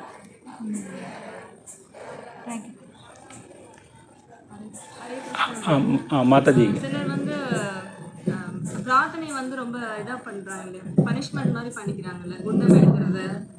ஓகே நல்ல கேள்வி. நல்ல கேள்விம்மா. 3 குணங்கள் இருக்குது கிருஷ்ணர்கிட்ட அர்ஜுனனுக்கு இந்த விவாதம் வந்து நடைபெறுது பகவத்கீதை பின்பகுதியில். நல்ல கேள்வி. பகவானை நோக்கி பிரார்த்திப்பது நல்ல முறை கண்டிப்பாக. ஆனால் அது மீண்டும் சத்தோ குணத்தில், ரஜோ குணத்தில், தமோ குணத்தில் 3 குணங்களில் வந்து வருது. ஸோ தமோ குணத்தில் உள்ளவங்க நீங்கள் இந்த மாதிரி கொடூரமான முறையில் பண்ணுறாங்க. நீங்கள் சொன்ன மாதிரி வந்து வேல் குத்துவது, நெருப்பு மேலே வந்து நடப்பது, இந்த மாதிரி தன்னுடைய உடலை துன்புறுத்தி, தன்னுடைய உடலில் உள்ள பரமாத்மாவையும் துன்புறுத்தி அவருடைய பிரார்த்தனைகள் இருக்குது. ரஜோகுணத்தில் உள்ளவங்க படோரமாக பண்ணுவாங்க, பெருசாக கோயிலுக்கு விழா கொண்டாடுறது, ஆயிரக்கணக்காக செலவழிக்கிறது, அந்த மாதிரி. சத்தோகுணத்தில் உள்ளவங்க கொஞ்சம் சாஸ்திரபூர்வமாக அமைதியாக உட்காந்து அந்த பகவான் நோக்கி பிரார்த்திக்காங்க. இந்த முறை வந்து நிர்குணம், அதுக்கும் அப்பாற்பட்டது. சுத்த சத்தத்தில் நம்ம வந்து பண்ணுறோம், ஜஸ்ட்டு பகவானுடைய நாமத்தை வந்து உச்சரிக்கிறோம், பகவானை நைவேத்தியம் பண்ணுறோம், பகவானுடைய கதைகளை கேட்குறோம். இது ஒரு உத்தமமான ஒரு உயர்ந்த குணத்தில் செய்யப்படக்கூடிய பிரார்த்தனைகள். அப்போ கண்டிப்பாக 3 எதனால் உலகத்தில் பல மதங்கள் வந்து இருக்குது, எல்லா மதங்கள்லேயுமே இறைவனை கும்பிடுறாங்க. மீண்டும் அவங்க ஒவ்வொருத்தருக்கும் ஒரு குணங்கள் வந்து இருக்குது. அந்த குணம் சம்பந்தப்பட்ட வழிமுறைகளில் அவங்க அட்ராக்ட் ஆவாங்க. சில வழிமுறைகளில் அவங்களுக்கும் அந்த பக்தி கொஞ்சம் இருக்குது. ஏன்னா அவன் தமோ குணத்தில் இருக்கிறதுனால உடலை துன்புறுத்தி வழிபடுவது தான் வழிபாடுன்னு நினைக்கிறான். அவனுக்கு அதில் தான் சுவை இருக்குது. அப்புறம் வந்து சில நபர்களுக்கு படோகரமாக பண்ணுறதுல தான் வந்து சுவை வந்து இருக்குது. மாமிசம் சாப்பிட்டு வழிமுறை பகவானை வழிபடுறதுல தான் சிலருக்கு சுவை கிடைக்கும். நம்ம சுத்த சத்தத்தில் இருக்கிறனால ரொம்ப சுத்த சத்துவமான ஒரு வழிமுறை. கண்டிப்பாக பகவானுக்கு நைவேத்தியம் செய்த பிரசாதம் மட்டும் தான் சாப்பிட்றோம். பகவானுடைய நாமத்தை வச்சிருக்கிறோம், கிருஷ்ணனுடைய கதையை கேட்குறோம். இது சுத்த சத்தத்தில் உள்ளவங்க இந்த எல்லாருமே டிவோட்டிஸ் தான். பட் அவங்க தான் இந்த கிருஷ்ண பக்திக்கு வருவாங்க. இந்த வழிமுறை வந்து ரொம்ப சுத்த சுத்தமானது. அதனால தான் அந்த வேற்றுமைகள் வந்து இருக்குது. உலகத்தில் பல மதங்களும் வந்து இருக்குது. எல்லாருமே கிருஷ்ண பக்திக்கு வர மாட்டேங்கிறாங்க. சில பேர் பக்தி, இப்போ நானே பார்த்துருக்குறேன், என் கூட படித்த பையங்களில் பல பேர் வந்து இது மாதிரி பிரம்மச்சரிகளாக மாறி இருக்கிறாங்க. எல்லாருமே நம்முடைய இயக்கத்தில் மாறல. என் கூட படித்த ஒரு பையன் வந்து கிறிஸ்டின் இயக்கத்தில் போய் சேர்ந்து பாதிரியாராக மாறிட்டான். It has happened. ஒருத்தன் மாயாவாதியாக மாறிட்டான், அருவாதியாக மாறிட்டான் அப்படின்னு கிருஷ்ண பக்தனாக மாறேன். So we have to appreciate them. ஏதோ ஒரு வகையில் அவங்களுக்கு கடவுளுக்கு அர்ப்பணிக்கிறதுக்கு அவங்களுக்கு விருப்பம் இருந்திருக்கு. ஆனால் இந்த ஒரு சுத்த சத்துவ குணம் இல்லாதனால அவங்க அந்த வழிமுறைகளில் போய் மாட்டிக்கிட்டாங்க. ஊட்டியில் ஒரு பெரிய மாயாவதி சன்னியாசி என்னுடைய ஃப்ரெண்டு, என்னுடைய நண்பன். ஹரே கிருஷ்ணா. பிரபு, நீங்கள் இப்போ இந்த கிளாஸில் என் ஒழுக்கம் என்னை காப்பாற்றும் அப்படிங்கிறதும் உண்மை இல்லை. Thank you for capture the point Mataji. இது வந்து ரொம்ப புதுசாக இருந்தது. இது எனக்கு இன்னும் கொஞ்சம் முதல்ல கேள்வி கேட்டதற்கு நன்றி. ஆழமான முறையில் வகுப்பு கேட்டிருக்கிறீங்க. பாராட்டுகள், பாராட்டுகள். கர்மி இருக்கிறார்ல, கர்ம காண்டத்தை கடைப்பிடிக்கிறவர், அவர் உலகாதியவாதியாக இருக்கிறார். அதுக்கு முன்னே அகர்மிகளாக இருக்கும். இந்த காலத்தில் பணம் தான் காப்பாற்றுங்கிறதுல அவர் கிளியராக இருக்கும். அதுக்காக பாவச்செயல் கூட செய்வதற்கு இன்றைய சமுதாயத்தில் தயாராக இருக்கிறோம். இந்த கர்மகாண்டவாதிங்கிறவர் வேத முறையில் இந்த தனவான மாறதுக்கு முயற்சிக்கிறார், புண்ணியவான மாறதுக்கு முயற்சிக்கிறார். அந்த சத்திரியர்களும் வைஷ்யர்களும் அந்த பிராமணர்களும் அந்த மாதிரி யாகங்களை செய்யும்போது அவங்களுக்கு அது புண்ணியத்தை உருவாக்குது. அந்த புண்ணியம் இந்த உலகத்துலேயும் அவனை நல்லா வாழ வைக்குது, சொர்க்கலோகத்துக்கு அவனை கொண்டு செய்யுது. அப்போ அங்கே அவன் வந்து புண்ணியம் தன்னை காப்பாற்றுங்கிறதுல ஹீ இஸ் வெரி கிளியர். கிருஷ்ணனுடைய கதையிலே வருது. மதுரா நகரத்தில் அவர் மதுரா நகர அந்த பிராமண பெண்கள்லாம் வந்து அந்த பிராமணர்களுடைய மனைவிகள்லாம் பக்தர்களாக இருந்தாங்க. ஆனால் அந்த பிராமணர்கள் புண்ணிய கர்மகாண்டவாதிகளாக தான் இருந்தாங்க. அடுத்து இந்த யோகி என்ன பண்ணுறார்? அவர் யோகம் மூலமாக உடல் பலம் வளரும், மனபலம் வளரும், யோக சித்தி கிடைக்கும். அது தன்னை காப்பாற்றுன்னு அவர் நினைக்கிறார். He has that and idea. அவர் ஞானி. That's a problem. இந்த ஞானி வந்து ஞான மார்க்கத்தில் வந்து 26 அம்சங்கள் இருக்குது. பகவத்கீதையில் சொல்லப்படுது. ஞானினா 26 நல்ல குணங்களை வளர்ப்பான். பக்தனுக்கும் அந்த குணம் வருது. பட் இந்த ஞானிக்கு பக்தி கிடையாது நம்மளை மாதிரி. அது அனன்ய பக்தி கிடையாது. இந்த நல்ல குணங்கள் வளர்க்குறாங்கல்ல, surely we have to develop that qualities. அந்த குணங்கள் நம்மளை வந்து முக்தியடைய வைக்கும். நல்ல குணங்களை வந்து வளர்த்துட்டு நான் எப்போவுமே என்ன பிரம்மம்னு நினைக்கும் போது நான் வந்து முக்தி அடைவேன் அப்படிங்கிற அந்த கான்செப்டில் ஆழமாக வந்து இருக்கான். சரியா? ஸோ நல்ல குணங்களை வளர்த்துருக்கிறார். அவருடைய அறிவு சிந்தனை மூலமாக எல்லாம் வந்து அவர் வளர்த்துருக்கிறார். But maya is so great. மாயை வந்து கடல் அலைகள் மாதிரி எவ்வளோ பெரிய நல்லவனையும் அது கெட்டவனாக மாற்றக்கூடிய சக்தி உடையது. அதுக்கு உதாரணம் விஸ்வாமித்திரர். 40,000 வருடங்கள் தவம் இருந்தார், பிறகு வந்து தவறு செய்தார். அப்போ பக்தராகி நம்மளுடைய லட்சணம் என்னென்னா, அந்த அட்டவணையில் கடைசியில் ஒரு குணம் வந்து இருக்குது. மயிச்சானியனி யோகேன பக்தி ரவிபிச்சாரணி அப்படின்னு ஒரு குணம் வந்து இருக்குது. புரோபா அந்த குணத்தை சொல்கிறார். மற்ற குணங்கள் இருக்கோ இல்லையோ, இந்த குணத்தை முக்கியமாக வந்து பிடிச்சிக்க. கிருஷ்ணருக்கு அனன்ய பக்தி பண்ணு, கிருஷ்ணரே சார்ந்தரு. அந்த இதில் இந்த குணங்கள் வந்து வளரும். அதனால் பக்தன் நம்ம நல்ல குணத்தை வளர்க்குறோம்னா எப்படி அப்படின்னா, இந்த ஸ்லோகம் ரொம்ப புகழ்பெற்ற ஸ்லோகம். புரோபா நூற்றுக்கணக்கான நேர்கள் வந்து மேற்கோள் காமிக்கிறார். யஷ்யாத்ம புத்தி வாட் இஸ் தட் ஸ்லோகா? யஷ்யாஸ்தி பக்திர் பகவதி அகிஞ்சனா சர்வைர் குணசத்திர சமாசதே சுராக ஹராவ பக்தஸ்ய குதோ மகத்குணாக மனோதாவதி பகிகி. நம்ம அகிஞ்சன பக்தி நிர்குண பக்தியை கிருஷ்ணருக்கு பண்ணும்போது அந்த பக்தியின் அடிப்படையில் கிருஷ்ணர் நமக்கு சில நல்ல குணங்களை கொடுக்குறார். அந்த குணங்கள் தான் நிரந்தரமாக வந்து இருக்கும். இசி கடைசியில் குணங்களும் இதயத்தில் வந்து ஊக்குவிக்கப்படுது. இப்போ நான் ஒருத்தரை பார்க்குறேன், அவர்கிட்ட வந்து பண்பான முறையில் நடக்கணும் அப்படிங்கிறது என்னுடைய இதயத்தில் பகவான் ஊக்கம் கொடுக்குறாரு. நான் நல்லவனாக கூட இருக்கலாம், சின்ன நேரத்தில் பகவான் எனக்கு ப்ரோவு மேலே கோவப்படணுங்கிற மாதிரி ஒரு உத்வேகத்தை கொடுத்துட்டாருன்னா கோவப்பட்டு தவறாக வந்து நடந்துருவேன். So it is dependent on bhakti. It's dependent on Krishna. It's not that by my own effort I can develop good qualities. So இந்த பக்தி மூலமாக நமக்கு வரக்கூடிய நற்குணங்கள் நிரந்தரமாகவும் இருக்கும். காரணம் வந்து அது கிருஷ்ணரால் நமக்கு ஊக்குவிக்கப்படக்கூடிய குணங்கள். அது மட்டும் இல்லை, ரச அனுபவங்கள். பக்தியில் உயர்ந்த யார் வந்து நல்ல குணங்களை முதல்ல காமிப்பா அப்படின்னா, எவன் ஒருவன் ஆனந்தமாக இருக்கிறானோ அவன் நல்ல குணங்களை வெளிப்படுத்துவான். All that bad characters are exhibited because we are frustrated inside. when our heart is full of bliss, naturally we exhibit all the good qualities. யாரு தான் இன்பமானவன் இந்த பூலகத்தில்? சுத்த பக்தனை தவிர எவனுமே இன்பமானவன் கிடையாது. எல்லாருக்கும் ஒவ்வொரு பிரச்சனை, ஒவ்வொரு இதயத்தில் ஒரு ஓட்டைகள். So that's a point. அதனால தான் நான் அந்த பாயிண்ட்டை வேணும்னே சொன்னேன். எப்படி சொன்னேம்மா? நீங்கள் அதை சொன்னீங்க. என்னை காப்பாற்றுங்கிற எண்ணம் கூட இதுக்கு நான் அப்படி இருந்ததுனால நான் என்ன சொன்னேன். நான் முன்னால் ரொம்ப ஒழுக்கமாக இருப்பேன், அம்மா அப்பாவால் நல்லா வளர்க்கப்பட்டதுனால ஒரு சர்டன் பாயிண்டில் மாயா வந்து என்னை பாடாப்படுத்துச்சு. மீன்ஸ் டீனேஜில். நல்ல வேலை பக்தி பாதை எனக்கு கிடச்சது. இன்றைக்கி மீண்டும் ஒழுக்கமானவனாக இருக்க முடியுது. So in front of maya we are nothing. அதனால் பக்தியை எடுத்தாகணும்.